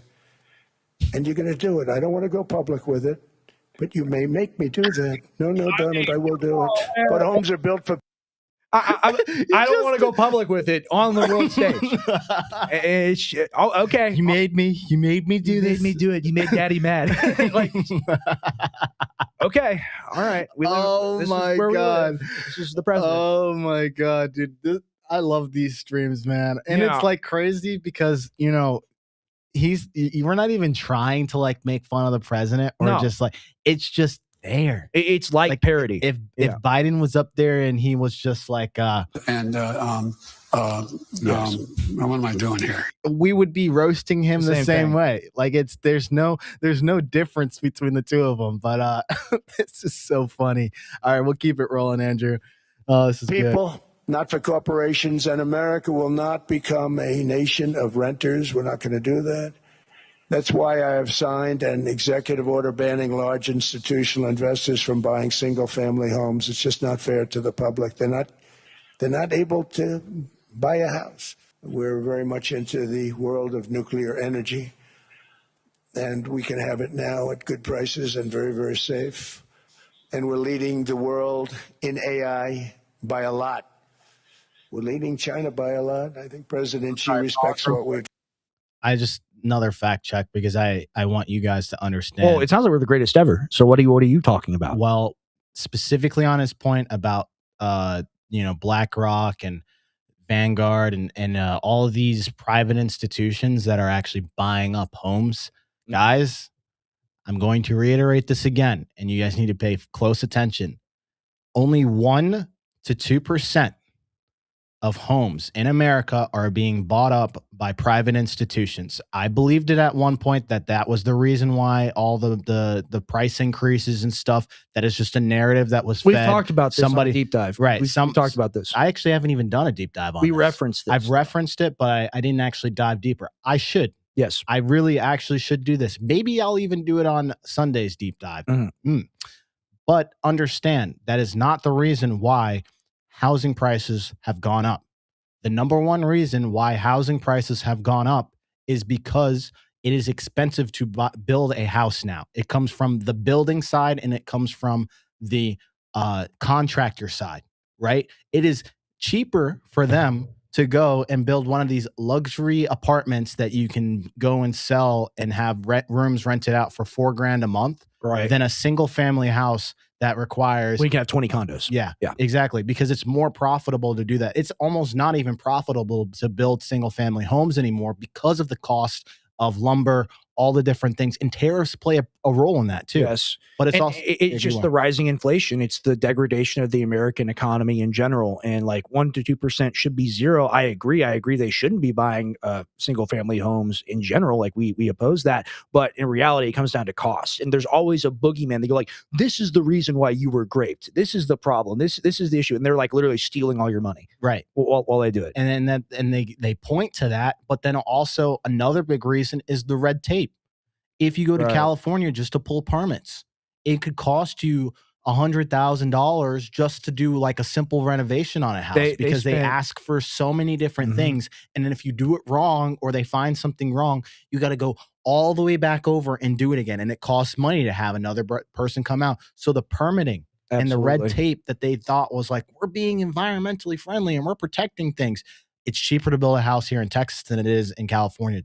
Just because of those permits as well. 100%. So that is where I'm just just fact checking when everybody it rubs my soul the wrong way when we say it's BlackRock. How dare you criticize President Trump? Yeah, the whole point of the show is to air out what the reality is, and so that you guys can be informed when you go out there and have conversations with your families and friends. Because I'm sure I've been guilty of saying it, haven't you?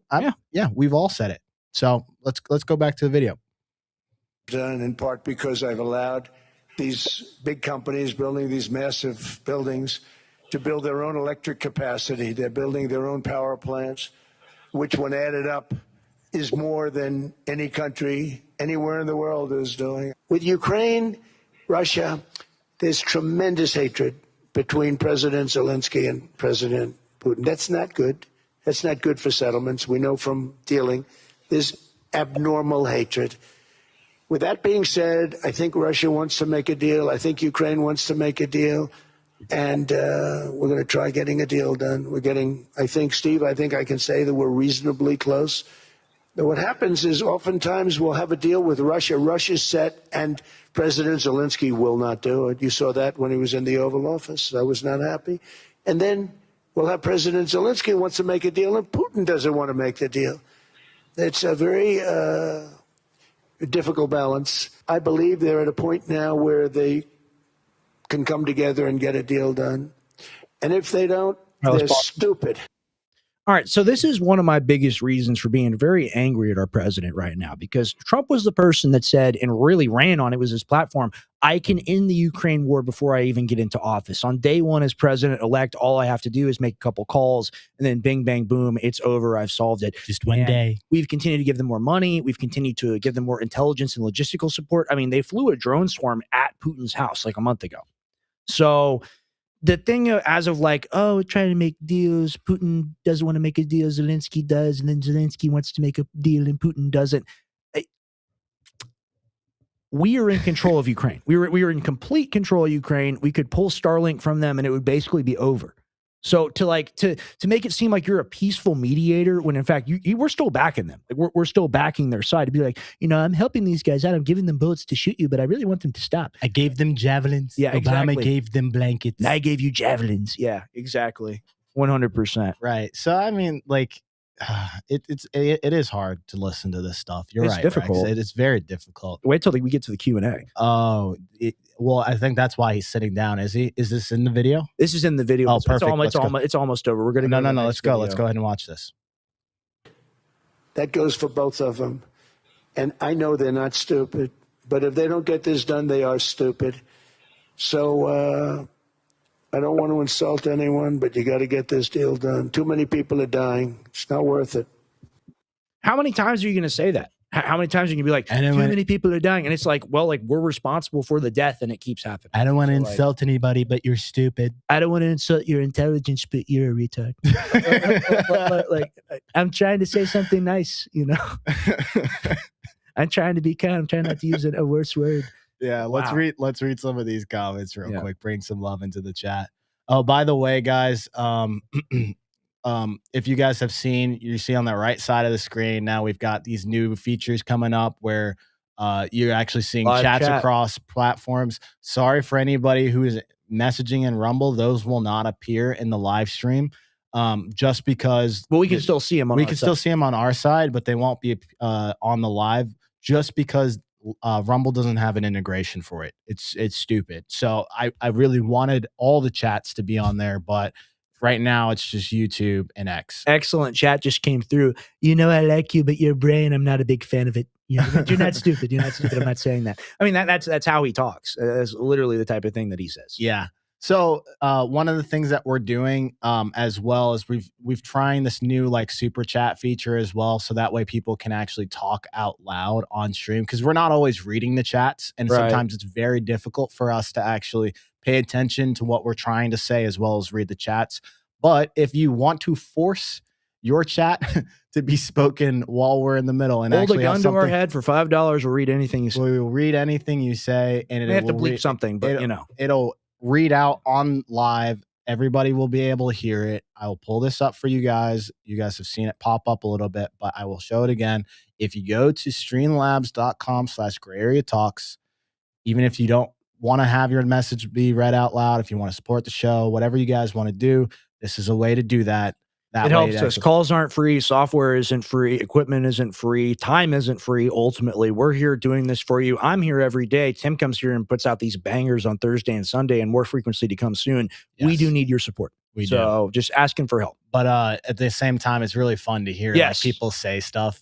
New Gripper did something. I forget the last person, but we do a shout out. We'll actually recognize you guys when you guys go ahead. Right. And like you were saying earlier about the shorts and checking out the shorts on the YouTube channel and you know, maybe liking and commenting on them. That's a really important thing to do because like I'm paying for a full-time editor, guys. So like we're chopping stuff up, we're putting stuff out. I mean, I can't take credit for the software advancements. I mean, that's all Tim and Andrew. Tim has been in here, or really not been here behind the scenes working on all this stuff to make sure that we're able to get it right for the marquee shows. Right. So like if you've been watching, like you realize the trajectory here. We've gotten a lot better. Dude, it's crazy because if you look at when we first started the stream, we had like the Bin Laden cave. Oh yeah. Like if you guys go like on YouTube or Rumble, you can go see like our first stream and it's like just this tan screen just behind trying to us, make it work. Trying to make lights. it work, right? Yeah. No lights, no theme. It was one just helping a switch. Like, right. Yeah. So like the show has progressed so much already, and it's because we care, man. Like I don't think you guys understand. Like I eat, sleep, and breathe this show behind scenes. Tim really has been putting in crazy amount of work, and it's also just the amazing community we have, man. Like it's been so cool that we have so many people. You know, some people crash out, and that's okay. It's humans, it's life. But ultimately, the people that we have from a variety of different opinions and thoughts and perspectives, we really enjoy it. Right, and then we've got now Andrew who's on board. We've got another guy who's a loyal fan who's been watching us from the start. He's joining to help out. Like I just look. I can't thank you guys enough for all the support that you guys give. If you guys have anything that you guys want to do for us, just give us a follow too. It's as simple as that. Link in the bio. Those are also helping us because we actually need to get big guests, which we have Alex Stein coming on Sunday. We got Stein on Sunday, and you know, unless there's a rolling blackout or something, that's going to be one of the most badass. Put it out there. I know. Knock on wood. Evil on us. I know. I just did it. But we're going to be here this weekend on Sunday at 7:30 p.m. Central. And if you want to see the Pimp on the Blimp, the Alex Stein, yes, sir. it's going to be really fun. He's a fun guy, man, and he's a friend of Suleiman as well. Yes, he is, and it's interesting because they just went on Tim Pool. Like last week or something like that. Did you ever catch that video? I saw a clip of it. I saw some highlights of that. They were on there debating about Islam and Israel. Question for the producer: do the chats from both the Gray Area Talk stream on X and the one show up? And no, that's clarification. Only the chats in Rex's one actually show up on this little chat box on the right side. I think we'll be able to improve it too over time. Yeah, it's only letting me connect one at a time. If it lets me do multiple, I'll look and see if I can try. Dude, I'm so glad you're here and Andrew's here to mess with this stuff on the technical level. I'm completely incompetent when it comes to computers. I'm trying to learn. I want to take like digital literacy at ACC. Like literally, I'm bad at the computer interface. So yeah, it's just my autism. It's the talking autism. It's not the computer autism. I just don't have it. No, 100%. Do we have any more clips or is that it? Oh yeah, we got the Q&A. Let's go ahead and roll the Q&A. Let's go ahead and roll the Q&A. I'm having fun on this one. That's good stuff.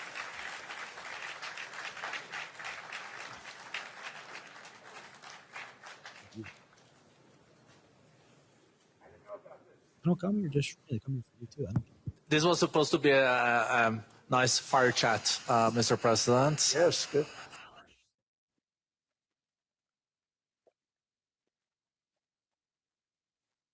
Hell no. Honey Badger asked, my house is built in when? His house was built in the late 1800s, I believe. Does he think his house will still be around? Well, he's saying like comparing like that house is still around that he lives in, new modern builds, you know, like. Oh, no.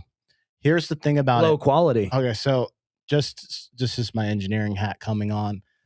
The reason why there's no beautiful homes like people are saying anymore is because it's more expensive to have each house have its own set of character. And because things have gotten so expensive, they have to cut costs somewhere in order to save. Right. So now that's why you see everything being like cookie cutter, because it's easier when you have an assembly line that can build the same features out on every single house. Right. Instead of like the Victorian style houses where every single house was like beautiful. Those days are kind of behind us, unfortunately, guys. This is the era that we are in. Europe still kind of keeps that. I was in Germany. They do a really good job of keeping some of that old touch historical district. I mean, yeah, like one of my favorite places I've ever been. I've been all across the United States, really not the Midwest, but pretty much everywhere else. And one of my favorite places I've ever been to is Savannah, Georgia. It's so beautiful. And they have the largest historical district in America. And that's because during Sherman's march, when he was burning down the South, basically, he stopped in Savannah because they're like, look, we'll give you our cotton, our textiles, everything. Just do not burn the city down. Right. So you can actually go see like pre-antebellum stuff in Savannah. It's so cool. Wow. But they have this building there. It's the Freemason building. And one side of it, it's like a piece of cake. One side of it's red brick. You don't even, it just looks like a regular building. And the other side, it's like triangled in. It's like gold and lapis lazuli. And it's crazy. And that was like the first one there. It's a crazy city. Like all the windows are based off like numerology. Like there's 8 windows, then 3 windows, then 8 windows. It's if you ever get a chance, go visit. And we don't get that because our country was really only built 300 years ago, right? 200 years ago, right? And a lot of the stuff has been destroyed. Well, I mean, prior to that, it was wigwams and this is true, and like true. Small little huts. Yurts. So yes, yeah. Let's go back to the video. I got set up. No, I did know. You made the job for the moderator really easy. Thank you, Mr. President, for your speech. I do have a few follow-up questions, if it's okay. I don't think I should start with Greenland, maybe. I'll start with the economy. The U.S. economy is doing really, really well. But how to sustain this growth moving forward? Because there's always a recession looming around the corner. Well, you know, the one thing about economies and recessions is sometimes you get hit unexpectedly and there's nothing you can do about it. All brilliant people, but there's nothing. One example was COVID. We had an economy going at levels like nobody had ever seen my first 2.5, 3 years. And then I heard the word pandemic, not COVID. They came up with that name over a period of time. We won't get into that. But I heard the word pandemic. And I had a poll come out that was so strong just prior to that. And I was with the 2 best pollsters, McLaughlin, Fabrizio. And they said, sir, George Washington and Abraham Lincoln, if they came back and ran as president and vice president, they couldn't beat you. And then what happened is the following day, I was told to stay tuned because there's something really bad happening in China. There are bodies laying all over Wuhan, right around that certain building that we talk about. I always said it came from Wuhan. It did come from Wuhan. And they were body bags. We saw it. Okay, based. I gotta say, China virus. The China virus. It comes from China. The only issue that came from that is like rather than it just being like the Chinese virus and it just being like, okay, it came from China. There were like people that took it into their own hands and they just started like wailing on like Chinese people, the American Chinese that were just walking by. Like you saw those wild videos. People just like punch him in the face. It's like, what is that guy? And that was the Stop Asian Hate thing too. That was around the same time. I remember them being like, it came from a bat. It came from a pangolin. If you say it didn't, you're racist. And it's like, well, they do have the Wuhan virology lab and bioweapons tech lab. Right. And they were experimenting on a similar strain, and then it appears in the city. It's pretty much, it's come out. And if you read RFK's book, and people may not like RFK or whatever, if you're like kind of on the more left side, The Real Anthony Fauci is like a 36-hour audiobook. If you listen to it, and it's like a giant, nearly 1,000-page book. If you read it, that's one of the best treatises on the entire COVID period that you can find. Have you heard anyone like show wise cover the reality of COVID, like a deep dive on that? No, we should do that because I'm just worried I won't even find the information. That's what I'm saying. Everything gets. I'm gonna be honest. Like I think they probably changed some of the details that would have been privy to figuring out what really caused all of this stuff. So he called it the Kung Flu. He did. He called it Kung Flu and the Chinese virus. That's crazy. Yeah, I remember. There's a remix of it. Kung Flu, the Chinese virus, Chinese virus. But go ahead. Go ahead, Andrew. By satellite. And they said there are strange things happening in China. And so it began. And we ended up with the COVID and the whole world suffered. We did a phenomenal job. I don't think we got the credit we deserve. We did something that Operation Warp Speed, which some people say was one of the greatest military feats ever. We did a great job. Use our military, use a lot of people. Okay, so now he's bragging about the vaccine. And like, I'm super anti-COVID vax. I consider it to be a bioweapon. I'm juiced up, baby. Yeah, at the very least, it was something that they compelled people like you. They compelled you to take it on threat of losing your job. You shall take this. And the whole narrative on it, and this is why I like Jimmy Dore so much, is he did excellent work during the pandemic. Excellent work. The whole point of it was to say, oh, if you take the vaccine, there's no transmission. You're not going to kill grandma. Right. And you're not going to get sick. And they're like, well, you're still going to get sick and you don't spread it as much. And like, well, it kind of really doesn't do anything. But if you get it, maybe it becomes a little less bad. And then, like, everyone I know that's gotten it has gotten it again. I haven't had COVID, I don't think, since 2020 or something, you know? Well, I think we've all had it at one point or another. Your body has it's just become another like flu or just cold in general. Yeah. I think that's what's happened at this point. It's just been integrated. I did get sick like a month ago. I'm boosted up, baby. I ain't got just the COVID. I'm boosted. That's crazy. I'm extra based. And how do they get you to do that? Dude, it was school. It was like they said, all right, look, you either decide that you want to stay at home and not take this vaccine where you can't interact with your friends. Oh, mind you, mechanical engineer. So there's certain courses I have to be in physical, like at the school in order to do it. Right. Like, I do a bunch of machines and equipment and stuff. I can't do that behind a laptop. So I had no choice. So they said you can either take the vaccine or you're not coming to school. Simple right. And they're like, well, you know, we don't have to release the studies we did for 98 years. That's normal, right? It's a blank insert. That's normal, right? And ultimately, and I criticize Trump a lot. I go after Trump. Biden used OSHA to mandate 80 million federal employees to take the shot. And that was struck down, you know, a month into the process. But think about how many people, how many tens of thousands, hundreds of thousands, millions of people were compelled to take a medical thing without informed consent. Like, this is what it all comes down to. It's a Hippocratic oath. It's do no harm. Ultimately, if something has risks and a person still wants to take it, they can take it, but they have to know about the risk. And the whole thing was there is no risk. It's the most perfect. It's the most just beautiful. Trust us. Yeah, just trust me. It's like someone in the chat said, he's the father of the vaccine. Nimrod Potta. I went to a school called Rochester Institute of Technology. Nice. Upstate New York. Nice. I loved it. Loved every bit of it. I wasn't forced to take the shot. You were forced to stand up for yourself. I mean, you're living in the belly of the beast. He's living in New York. I was living in New York, dude. Yeah. I really didn't have a choice. I also believed in the vaccine. And you're watching Death Clock. Death Clock, but then I also I had a lot of friends that were that were physician assistants that are like in medical studying for those things. They're looking at media as well as what their teachers are telling them about these things. Like, I trusted medical kids in school that were telling us about the vaccine. That's how deep I was. And ultimately, your rights were violated. You were oppressed by the false information and the peer pressure and the bullying based on what the government was doing. And like, people, like, it's like, you didn't sniff it out, so you're not smart. And ultimately, it's like we're all victims here, whether we like it or not, of some factor of the control grid, right? Like, something the government has done, and it's like, well, like, holier than thou, I'm more noble. It's like we got to leave that behind. If you don't, that's not the show. If you don't think that even now, and us included, that you are not being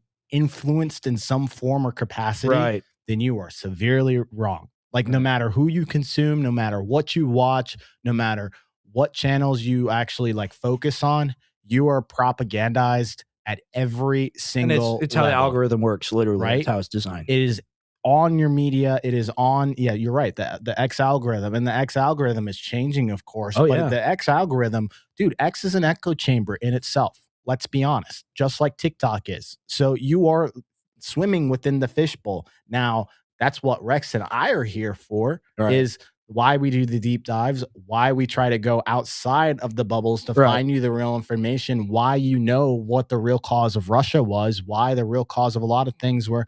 And on Sunday, I'm going to give you another banger that has nothing to do with the matrix that you have been consuming media inside of. This is how we do it. Isn't it funny? And then we go over the deep dive. People are like, oh, this basic information, I know. And it's like, no, you don't. And it's like, I don't know either. Ultimately, we say we know all these things. We make all these grand claims about how smart we are. And then ultimately, what happens is someone, myself included, will read a headline or something, or just a tidbit of information, and they go, this is my entire political identity now. Like, this is what I believe. And we don't do that on the show. We're constantly re-examining things. We're constantly having additional discussions on top of discussions. And really, what it all comes down to, and I don't don't want to sound like a milquetoast fence sitter, but ultimately, like, centrism is the real being based. You're right. That's the real being You're based. right. It's just being like, let's take care of everybody. Let's not divide ourselves on ideological lines. Like, can't we just be 100%. humans? This is the next wave, guys. Yeah. It's not being drawn to just one side. And even if you say sometimes, like, people are like, well, I'm center, but then like they'll go on X and they're the same people that are just like, fuck the cheats, all these other things, and throwing out slurs and stuff like that. That's not what being center is like. Why does that have to be involved in your politics? If you want real change, make a statement on how you want real change. And even if someone vehemently disagrees with it, ultimately, like, it's triggered the liberal. The MAGAT got mad. Oh yeah, it's disgusting. Right? It's sick. It's degenerate and it's sick, and it must stop. And that's why we're doing this. It's like children. It's a children's game. Well, what showed you was the Myron Gaines situation, and then the Kanye song and the high, H, all that going around. And I laughed a little when Myron went on and did you see his like he had his hat on and he's like do do do do do do do do, and he's like doing all this stuff, and you get a good laugh, but like that's slop. That's the stuff. And there's people like, Myron, you're doing something good for the world. You're speaking out against the man. Like, there's layers to this stuff, I hear that, and I can appreciate some of those points. I have a bit of a different view based on just like, you say we can't say these things, so we're going to say them. I do understand that perspective, but you are right. It's slop. Ultimately, it's all slop. It's all designed to elicit emotion instead of eliciting results. Well, we're about results on the show. Well, I say it exists in every scenario, not just the one where you're talking about Israel. Like, you can't go into this Christian nation, decide to like do some batshit crazy stuff. Remember, I talked about the Lil Nas X putting the blood inside of the shoe and making a mockery of Christianity. Do you know the amount of backlash he received? Oh, yeah. Somebody would be like, how dare you suppress that man? And this is what he stands for. And the Christian white Anglo-Saxon who's controlling the world is the one that's deciding whether that's wrong. You don't even go in the Middle East and do some crazy stuff like, homosexuals aren't allowed to just like broadcast whatever they want. That's how you get your hand chopped off. You go take a building walk the plank. They make you walk the plank. That is how society is, guys. Like, there's no way around that. And then ultimately we're like, well, we're doing so good, we have to change everyone else's culture. Everyone else must live like us. We got homeless in the street, like, women twerking on each other. And it's like, everywhere must be like this. Everywhere must have this reality. Right. Let's get back to the Let's Trump. Get back to the Trump. Yeah, we got pretty far. But sometimes you get hit with things, nothing you can do. You get hit with things like that unexpectedly. And we got through it. And when I left, the stock market was higher than it was previous to the COVID coming up. And I called it a great achievement. But things happen. Bad things happen.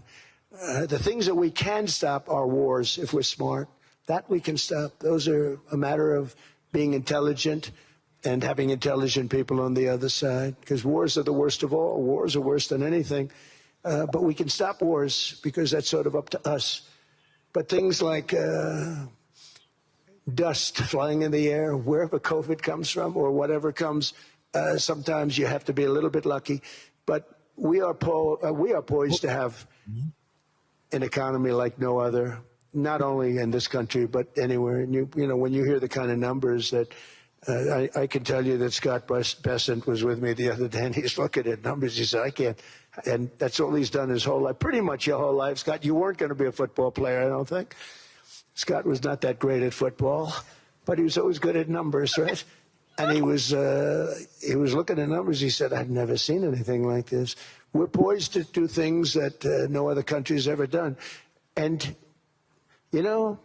luck, I hate to say it, but we need a little luck. We don't want to get hit by something that nobody could have thought. Whoever thought we were going to hit by a pandemic? When I heard the word pandemic, I said, oh, that's an ancient problem. World War I, they lost 100 million people. It actually ended World War I. A lot of people don't know. The Spanish flu in World War I ended the war because all the soldiers were sick. The soldiers were so sick on both sides, and that war was raging. I don't even got a fact check, and I know that's definitely not the full cause. It's part of it. It's part of it, but it's not the full thing. It's like, look, this was even worse than that because I say so. But okay, we'll just play more of it.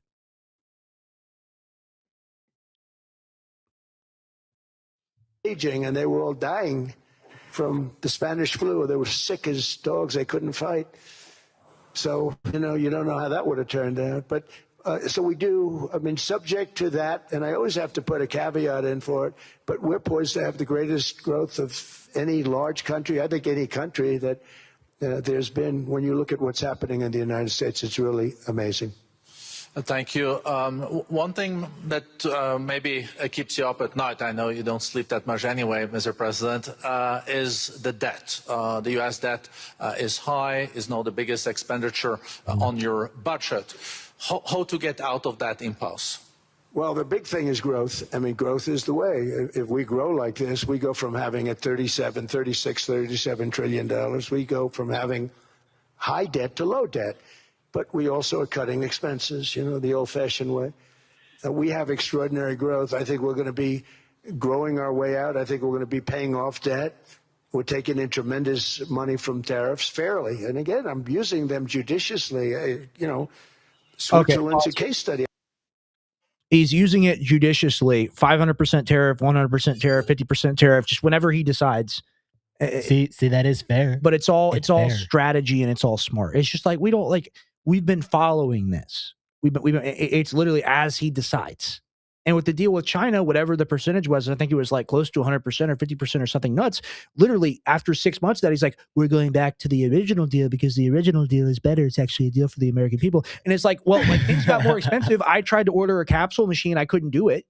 It's like, well, it's your problem. Maybe you should buy American. It's like, well, the American companies, they don't make the machine. They either don't make it or they don't make it as well because there's certain countries that have 10 times the price. Yeah, there's other countries that have specialized equipment and labor for particular things. America's really good at certain things, and unfortunately, China's really good at certain things. And that they own certain industries, just like we have technology. Like there's nobody that can build software better than us in most cases because we take all the people, but that's another thing. Right.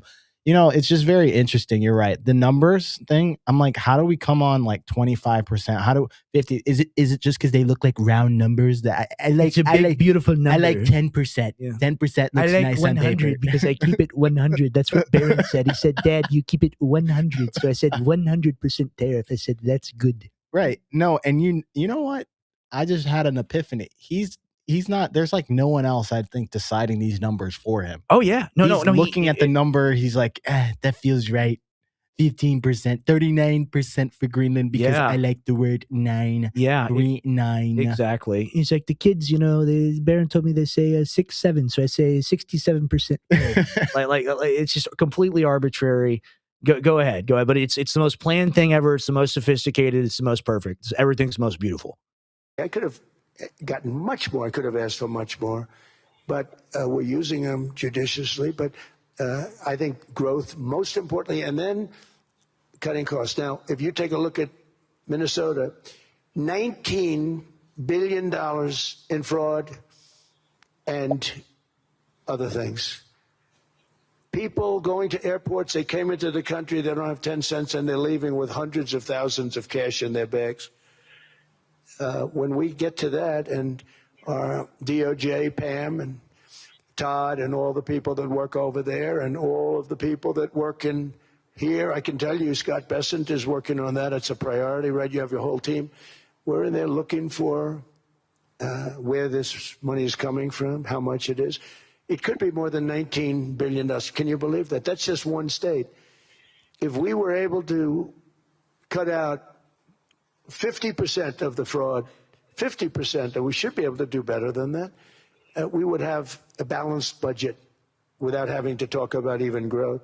So we have a lot of options, but we're working very hard on that. That's a big deal. It's not just the protests, the fake protests done by agitators and professional insurrectionists. That's what they are. Oh, so we have fake protests, but the Iranian protests are real, and we got to go in there because of the protests. Well, people are protesting you, Donald. Solomon said this. He could be right, he could be wrong, but he's like, it's not just like there's legitimate reasons for Iran's protests, but then it's been like exacerbated by the fact that you've got Mossad and like CIA. We looked in at there. There's a tweet, literally. I think it's from Brennan, who's ex like FBI guy, Swamp Creature, and he's like shout out to like the Mossad agents beside you, like to the Iranian protesters. So like of course this is happening, like of course it's on the record, and then of course you come home and I'm sure there are left wing groups that are paid to agitate against Trump. In fact, definitely are, but it's all a part of a sick system, and I think these people control all these things at the end of the day. Like it's like you need an enemy, right? You got the NGO that's supplied by something tied to the government in terms of a plan. That organization feeds like a group of people that have these organizations, and within those organizations they have people that are in charge that are like, hey, we're going to this place and we're going to go riot. Right. Like, exactly. It's as simple as that equation. Exactly. And then you've actually got real people who are upset in these countries. You can take Nepal, you can take the Philippines, wherever it is, and you can just look at the equation and just be like, they're just latching on to the person's like emotions. And then all you got to do is like, Rex, if you're already upset about this and you're just like one firecracker away, all I got to do is just light you up a little bit. Right. And just blow up. And then it blow up. Yeah. So no, that's an excellent point. And then we had one person, I don't have the mouse, so I can't scroll up. We had one person say, every accusation is a confession. That's how I feel about Trump. You know, it's like whenever he says something, it's like, it's what we're doing at the end of the day. But let's go back to it. Professional troublemakers, but we are looking very strong at the money too in Minnesota and other places. I think, Mr. President, also the $500 billion invested in artificial intelligence and the frontier technologies last year also were driving growth exponentially in the U.S. Well, AI has been a big factor. AI is massive. I mean, Mark Zuckerberg showed me a plant where he put it over a map of Manhattan, and it was basically the size of Manhattan. This is not, I said, you got to be kidding. It's a plant that was miles long, miles wide, very high. I don't think it was as high like the Empire State Building, but it was high. And it literally covered most of the island of Manhattan. That's called a big plant. And, you know, those plants, go ahead and say what you were going to say. Oh, me? I was just bringing it up to you because, like, obviously you're an engineer and you're more aware of things like this than I am. But I mean, just the scope of a 2 million square foot plant. Like, can you even imagine that? Like, what is that in your mind? The biggest plant I've ever worked out of, probably the current one I'm working on, is probably like 300,000. So like 2 million. Yeah, probably 300,000 or 400,000. Our old warehouse, which was like an aircraft hangar, you could have fit like 3 massive jets in there. It was like 20,000 square feet. Like it like when you think these numbers they throw out, it's just like the money. Like it's just like it's as big as Manhattan. Like that's not even real. So like it's weird because these 2 million, like the 2 million square, what does he say? Square miles, square feet. Like it's a real number. Like there's buildings that are probably that size somewhere, but the operation for that, the amount of money and power. Energy. The energy. There's also a lot of we don't see, but like there's a lot of people that live near those areas that are affected just from all of like the pollution that they do to the land and the water. The water is a really big thing. When when Elon Musk moved to South Austin, he brought Bastrop, and he brought a lot of things with him. He's causing issues to the water supply for some of those people, and a lot of things that are going on there too. Like people don't understand the amount of impact that it has, and we're just like, well, we need it. Now, I'm not going to sit here and say that like, look, I use AI every single day. I'm sure you do. I'm sure there's a lot of other people that do as well.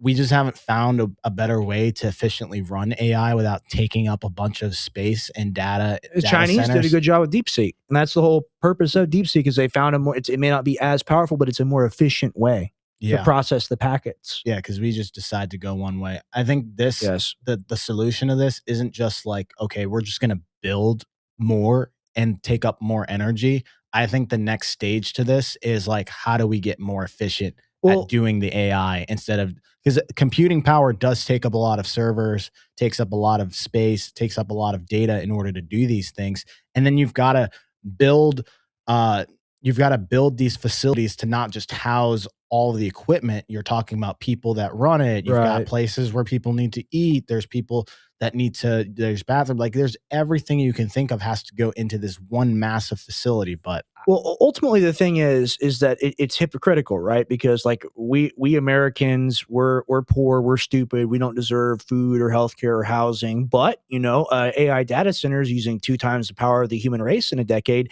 Like I know you're very white pilled and bullish on technology, aspects. I am as well. Like I think that there are things that are going to make the world better. Not just make the world worse. And I'm not totally black pilled in that regard, but it's so insane that they're like, you don't deserve anything, but here's what we're going to do. We're going to take your money. We're going to spend it on wars and we're going to spend it on building AI. And if you don't like that, well, like boo-hoo, there's no one you can vote for. Right. And one of the issues right now that's going through legislation because the local legislations are fighting back to a certain extent because people have lobbied is a lot of people should go look at their electricity bill. And I definitely encourage you to do this. Paying the tax. When they build these data centers, and we're susceptible. They're building a bunch here in Austin. Oh, yeah. There's a certain deal that these companies make with the electricity companies of like, okay, well, we'll pay this much and then you subsidize the rest from the surrounding people, because how electricity works is a collective thing, right? Where we all share the grid, we all put into it and we make a payment on that essentially to keep the electricity running. And it's normally in the extra cost. And normally what they do is if you've seen your number go up where it's like, what's the exact term? I'm blanking out on the term. It's like the cost that's associated for like running the electricity. It's like extra cost or something like that. Just go look at your electricity bill. You're going to see that might be changing. And the reason why is because part of your electricity bill is going towards paying for the data center that's being propped up in your particular region. You can go to Virginia. You can see it's happening firsthand to these people. Right. So their electricity bills are skyrocketing because Meta and some of these big companies are not paying for the entire plant itself. They're expecting the power plant to pay for it. The electricity company pay for it. And then they bill you and collect it across the millions of people that live around that area. So I would suggest that, look, this isn't a conspiracy. Check your energy bill and you might see something like that. Yeah, you just reminded me. Auto bill got turned off. I got to make a payment before midnight. I can't lose my power. So, and not for here for my warehouse, but like we're out here. You just reminded me. I was like, fuck. Yeah, but I encourage you guys to go check that out. And it's not something that is going under the radar. There are certain areas where people are like coming to light and they're starting to put legislation out to try to get the data companies to actually pay for their own buildings, because why wouldn't they? But yeah, let's go back to the video. I heard they're going to spend 50 billion building, and I said, what? If you spend 50 million, you can build a nice little shopping center. If you spend 500 million, you can build a good shopping center. But how do you spend 50 billion? When I looked at this thing, I said, you think you'll be able to do it for that? It's amazing when some of the plants that I see, and I see them all, and again, so big as we're letting them build their own electric generation. This way we have no problem, and otherwise they'd be complaining. There'd be nobody able to be, we have an old grid system. And not only that, they're going to sell at a very cheap price the excess electricity that they create back into our grid. So that'll solve some problems for certain states that don't have enough electricity. We also know that on the AI, there is fierce competition between the US as the largest economy in the world, 27% of the global GDP and 5% of the global population, not doing that badly, and China. And we know that competition is very tough on AI. I know you're heading to a state visit to China in April. How do you see the US-China relationship moving forward? Are you able to combine this tough competition with also collaboration? So I've always had a very good relationship with President Xi and with President Putin. Talk about, the larger powers. But I've always had a very good relationship with President Xi of China. He's an incredible man. What he's done is amazing. He's highly respected by everybody. And I do now. Now I have good. It was very severely interrupted by COVID. I used to call it the China virus, but he said, do you think you could use a different name? And I decided to do that, because why should we have a problem over that? But I would do that, and they You're were a true diplomat, huh? I became a diplomat for the first time. Well, you know who taught me that? Marco Rubio. Marco Rubio. He said, let me teach you about diplomacy. Hey, any guy that gets approved by 100% of the votes, think of it, he got liberal Democrats and radical right Republicans to approve him. He's the only one, the next one. And that's your 2028 Republican candidate. It's not going to be JD. JD will lose to Rubio. It'll be. You think so? Yeah, I think it's going to be the boomers' last hurrah. I heard Owen make this point, and I couldn't agree with it more. Yeah. Yeah, if they're able to push him through, I think Rubio, because you can kind of do Latino Obama, right? That's a little, that is a little insulting. Normally, if a VP is good enough, they try to go for the VP first because he's been in the limelight long enough, right? That he's been exposed even more than the Secretary of State. Marco Rubio is in a difficult position because essentially Steve Witkoff and Jared Kushner have replaced him in Europe and Russia. Like they're the ones that go over there, and he's essentially, it's like you're Latino, right? You worry about the South and Central America. I wonder how Kushner got his job. That's a good point. That's a good point. We'll play more. Was like lost 45 votes, right? But he got all 100 votes voting for him. And at first I wasn't happy about it. I said, wait a minute, I don't like that. And now it turns out that the Democrats probably wish they didn't do that. And Marco has been fantastic. Marco, stand up, please. You have done a great job as Secretary of State. He's going to go down as the best Secretary of State. And Scott, and we have Susie, who's the first female Chief of Staff, and she's the best Chief of Staff, too. And I see Howard Lutnick, who I know spoke, and Howard's fantastic. Some of the deals we're doing are great. And I want to pay particular attention because we have Chris. And Chris, you got up and spoke, I think. He's the #1 oil man in the world because I was going to put Doug Burgum, who's fantastic. I don't know if Doug's here. Is Doug here? Doug Burgum is fantastic. He said, sir, there's one man better than me. And he introduced me to Chris, and he turns out to be. So we're drilling more oil and gas now than we ever have by almost double. Is that right, Chris? And on top of it, we got a lot coming out of Venezuela. So anyway, so we're doing great. The country is just doing great. We have great people. Thank you. And I see other people. We have Steve Witkoff. We have Jared.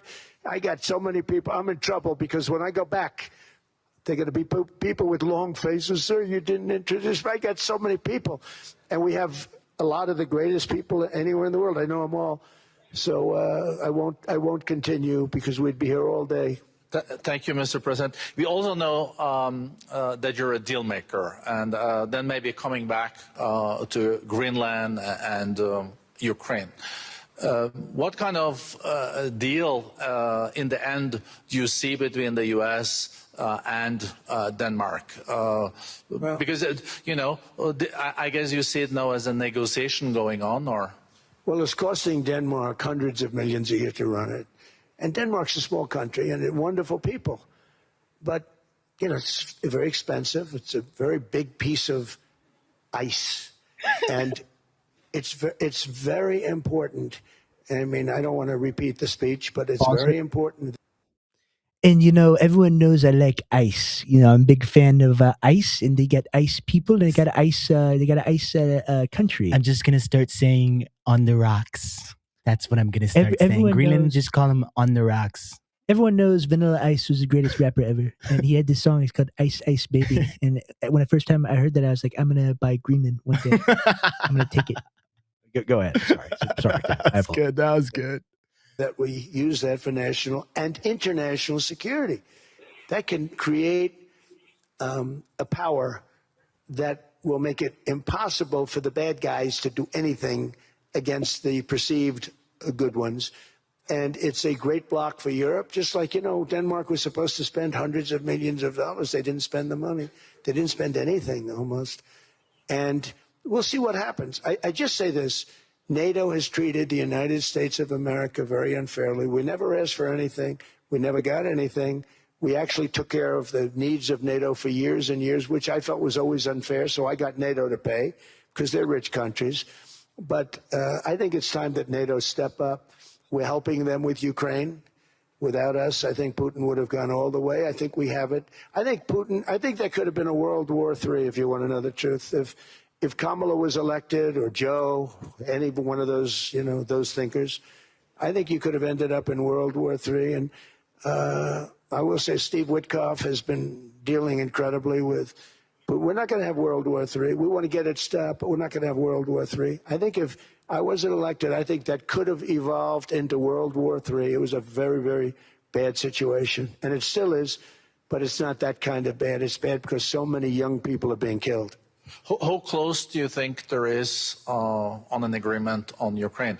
I had the pleasure of speaking with Steve Witkoff and Jared Kushner yesterday. I know they're working hard on it. I know that they're also traveling now. Do you see this very close or still? Well, I hate to say it. I thought that was going to be, so I settled 8 wars plus. And I thought that was going to be one of my easier ones. Not the What is... I keep having this number 8 being thrown in my face every single 10, 11, time. 12. 13. I need to look up what the 8 wars that he's referring to. He's referring to like...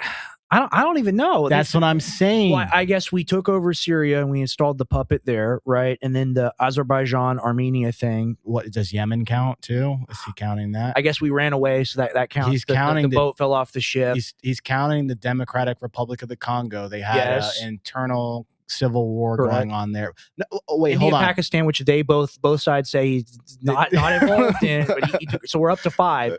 We need 3 By more. the way, DCR, that wasn't something that he, like, that's not a fixed conflict. If you guys caught our deep it's under dive, new management. Yeah. Thank you for saving us. Saving you, more like under new management. Yeah. If you guys go check out a previous deep dive, it's a good episode. That situation is like really messed up where you've got like hundreds of like these militia groups that have their own little carved out piece of this eastern part of the DCR area. And then the like actual DCR government is like fighting these like rebel groups and everybody. It's like the Wild West. And if you're extracting whatever it is, the gold or the rare earth or whatever, you have to like go through and pay each group. And then you're going, is it Rwanda they're going to? Is that they're where going through Rwanda and they're going through Uganda. I mean, but it's fixed. So don't worry about it. And then that gold, so that gold gets mined in DCR, then goes to Rwanda, then goes to, I think, one other place to get processed, and then it goes to Dubai and it's sold to the rest of the world. Maybe the wars we've stopped or the threats we haven't engaged, like we haven't actually, acted on. It's like, I threatened you, I didn't do it. That's a stopped war. Well, like his thing is he's calling it a war, but there's a bunch of fractions that are fighting. They're not going to stop even if he says that, right? Right. He's just going to go in. And he's like, the Americans are going to guard the gold. That's what they're going to do. Actually, they're going to literally escort the gold being dug out because that's a benefit to us because we get all of these rare minerals, earth, silver, gold, that type of stuff. Yeah, so places we don't belong in, absolutely. Like we're stealing from these people. Leave them alone. The only reason why we're going in there is because, we can't let the rebels have the gold. Of course, it has to come to us. So, we'll take a share. We'll protect you. I'm tired of American blood watering foreign soil. It doesn't need to happen. It's outrageous when it happens. There's almost no excuse for it. Almost no. Well, what they're going to do for this, I guarantee you, they're going to hire like mercenaries. That's what they typically do for these types of things. And mercenaries, guys, they have enough troops that they're almost like a mini army where they can do these things and go underneath. And I grew up and I've known quite a few people that are Blackwater or ex-Special Forces or ex-SEALs or whatever, you name it. And like these people are, it's a job for me. To be honest, to be honest, I just had an epiphany. Most of the stuff that doesn't involve American troops on the ground, there's tons of mercenaries just going around. That's the whole thing. The silent military is what I would call that. And you've seen Eric Prince, you've seen the ex-CEO of BlackRock or whatever. He's prominent now. He's tapped in with the administration. So there's ways they're running things we don't even know about it.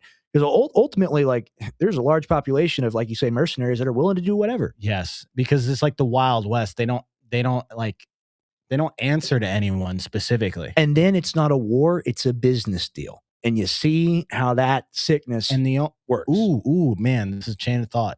Remember, Blackwater got in trouble in I think 2004 because they went into Iraq and started doing things that they shouldn't have been doing. And it became like this massive scandal. And they basically extrajudicial. And they were killing people they shouldn't have killed. And it came out, was a big deal. And they're like, all right, BlackRock, we got to put you guys aside. The military is going to have to take over this one. And it's just a new company, Right. probably. Like we don't even know. We should do a deep dive on that. The mercenaries. There's a figure lot. out who those are. I need to start taking these notes here. Yeah, mercenaries we is a big tonight. one. COVID, I know that's another one. And the housing. Those are the things. Yes. Well, let's read some comments. Let's read some comments. Yeah. Blackwater changed their name. Wagner Group, anyone? I mean, Putin took them out. That was pretty crazy, dude. Right? But I was impressed. Yeah. Guy went all the way up to like Moscow with his tanks and was like, "Niet," and then he basically got blown out of the sky in his private jet. Hey, you're in power 25 years. You're in power for a reason. So you're right, dude. And they were like, "Oh, we're better because we're a democracy. And every 4-8 years, a person from a controlled party gets in charge, and they enact the same agenda." like, come on. Yeah, we'll read some of the chats. Also, thank you to anyone tonight who has. This is the first time we've ever really done this super chat thing. It's not something that like we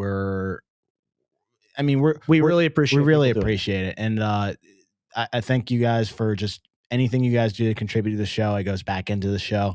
So we're trying this new thing out where like if somebody gives a super chat, it like reads the name and it reads the amount, and you can hear people talk, and sometimes you miss the comments, so that's why we do it. Right.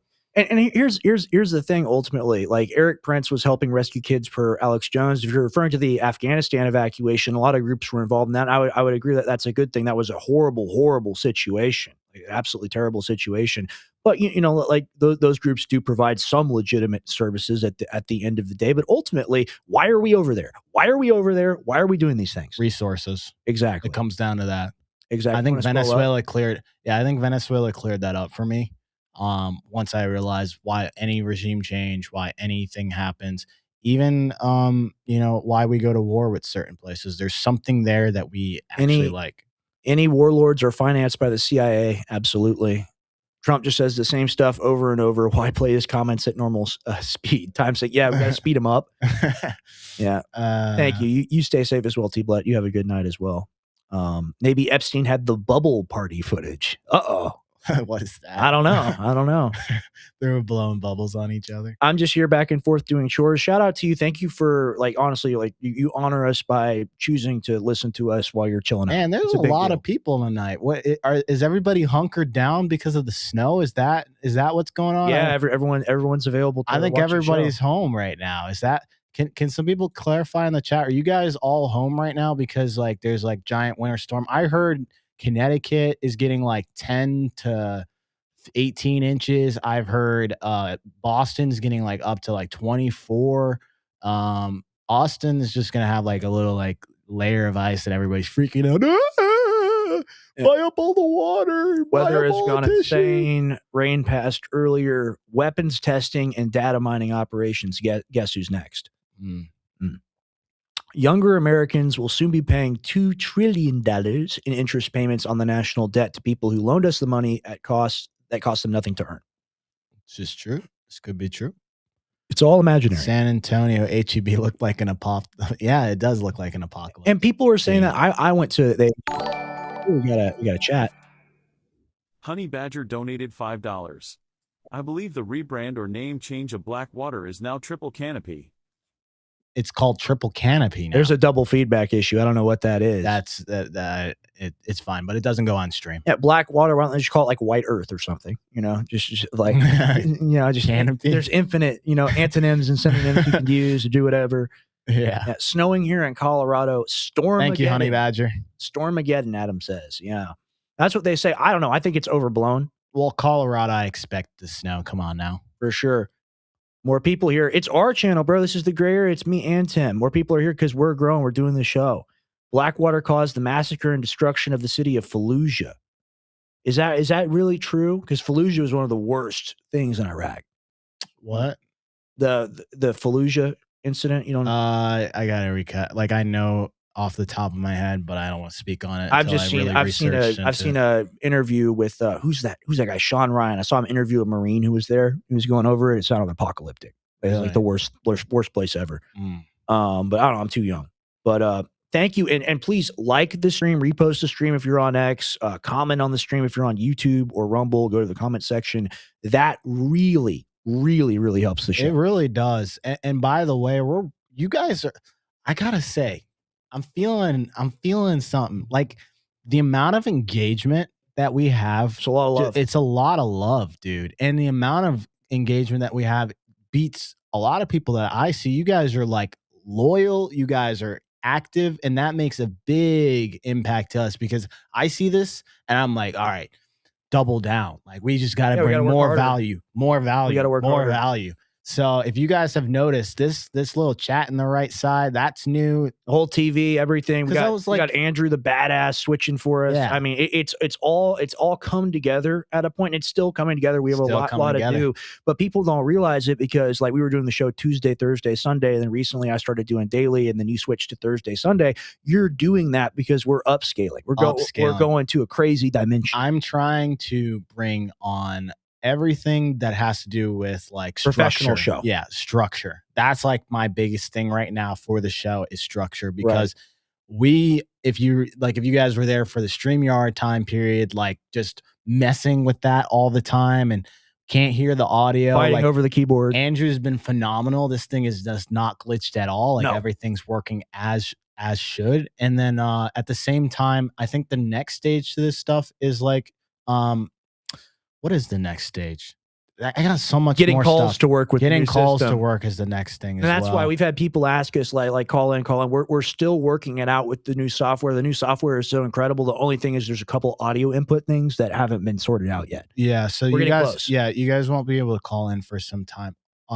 Also, like, sometimes we have like 5K people on and no one calls. It's just sad. Yeah. But here's the thing. I am still using the baby software. I'm still using StreamYard. So on the daily show, we're just kind of like shooting the shit or like me sitting in here. Feel free to call in. I'll give the number. And just guys, I will be back. I'll be doing more streams. I came in tonight because we didn't do yesterday. Currently I'm moving apartments. And you're also working as well. Working, dude. I'm doing a lot. But I'm doing it for the love of the game. He's a motivated guy. He's a good guy right here. And at the end of the day, like I wanted to be here tonight. Enjoy the company of you guys, and I will be guarantee every Thursday and Sunday I will be here religiously. Sunday 100%. I will be here religiously giving you guys the deep dives, giving you guys the marquee show, highest interviews. 100%. That's the one that you guys always need to be tuning in for all the time. And what it comes down to for me, and this is the thing just about like doing a show online or whatever, people call themselves podcasters or influencers. And we even sometimes use the C word content because it's what people say nowadays. I guess it is what it is. Ultimately, I wanted to do a professional show. I wanted to do something with production value. I wanted to do something with intelligence. I wanted to do something rational that ultimately wasn't boring. And what we're doing now with the chat, with the super chats, what we're doing now with Andrew switching for us, we are now finally able, and the costumes as well. Look at that. How many shows are doing this, guys? Look at that. How many shows are doing that right now? Every Sunday, you can expect this. Is that the next fit for the show, Mr. I don't Abraham know. Lincoln? No, this isn't. This was the game show, though. Nice. Oh, yeah, I remember. Wait. I got it.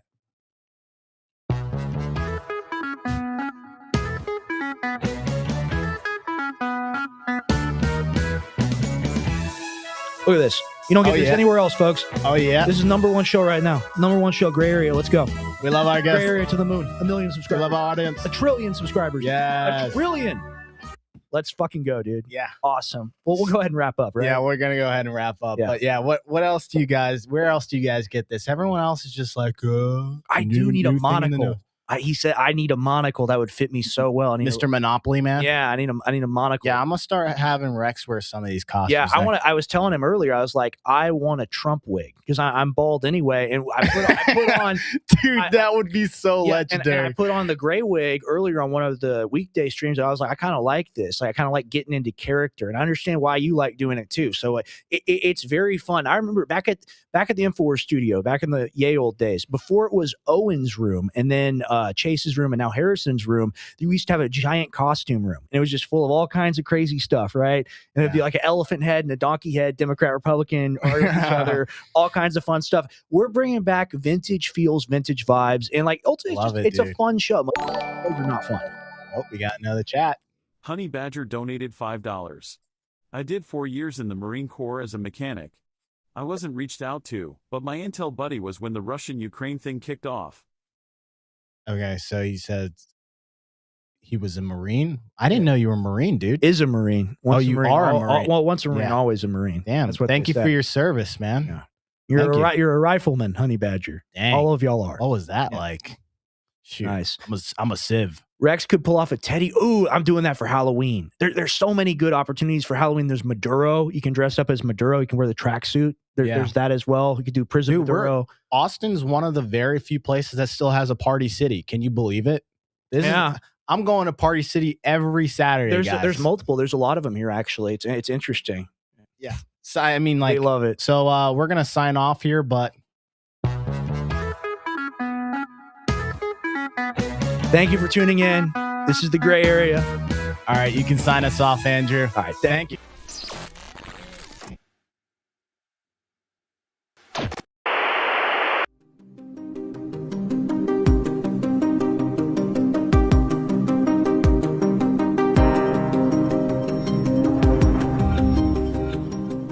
Modern life has left us out of balance. Long ago it was once said, certain remedies could grant a man the vitality of a horse. For over 6,000 years, these natural remedies have been harvested and tested by generations. Why create complex formulas when nature's roots are still in our hands? Try Primal Core. Ancient remedies for modern life.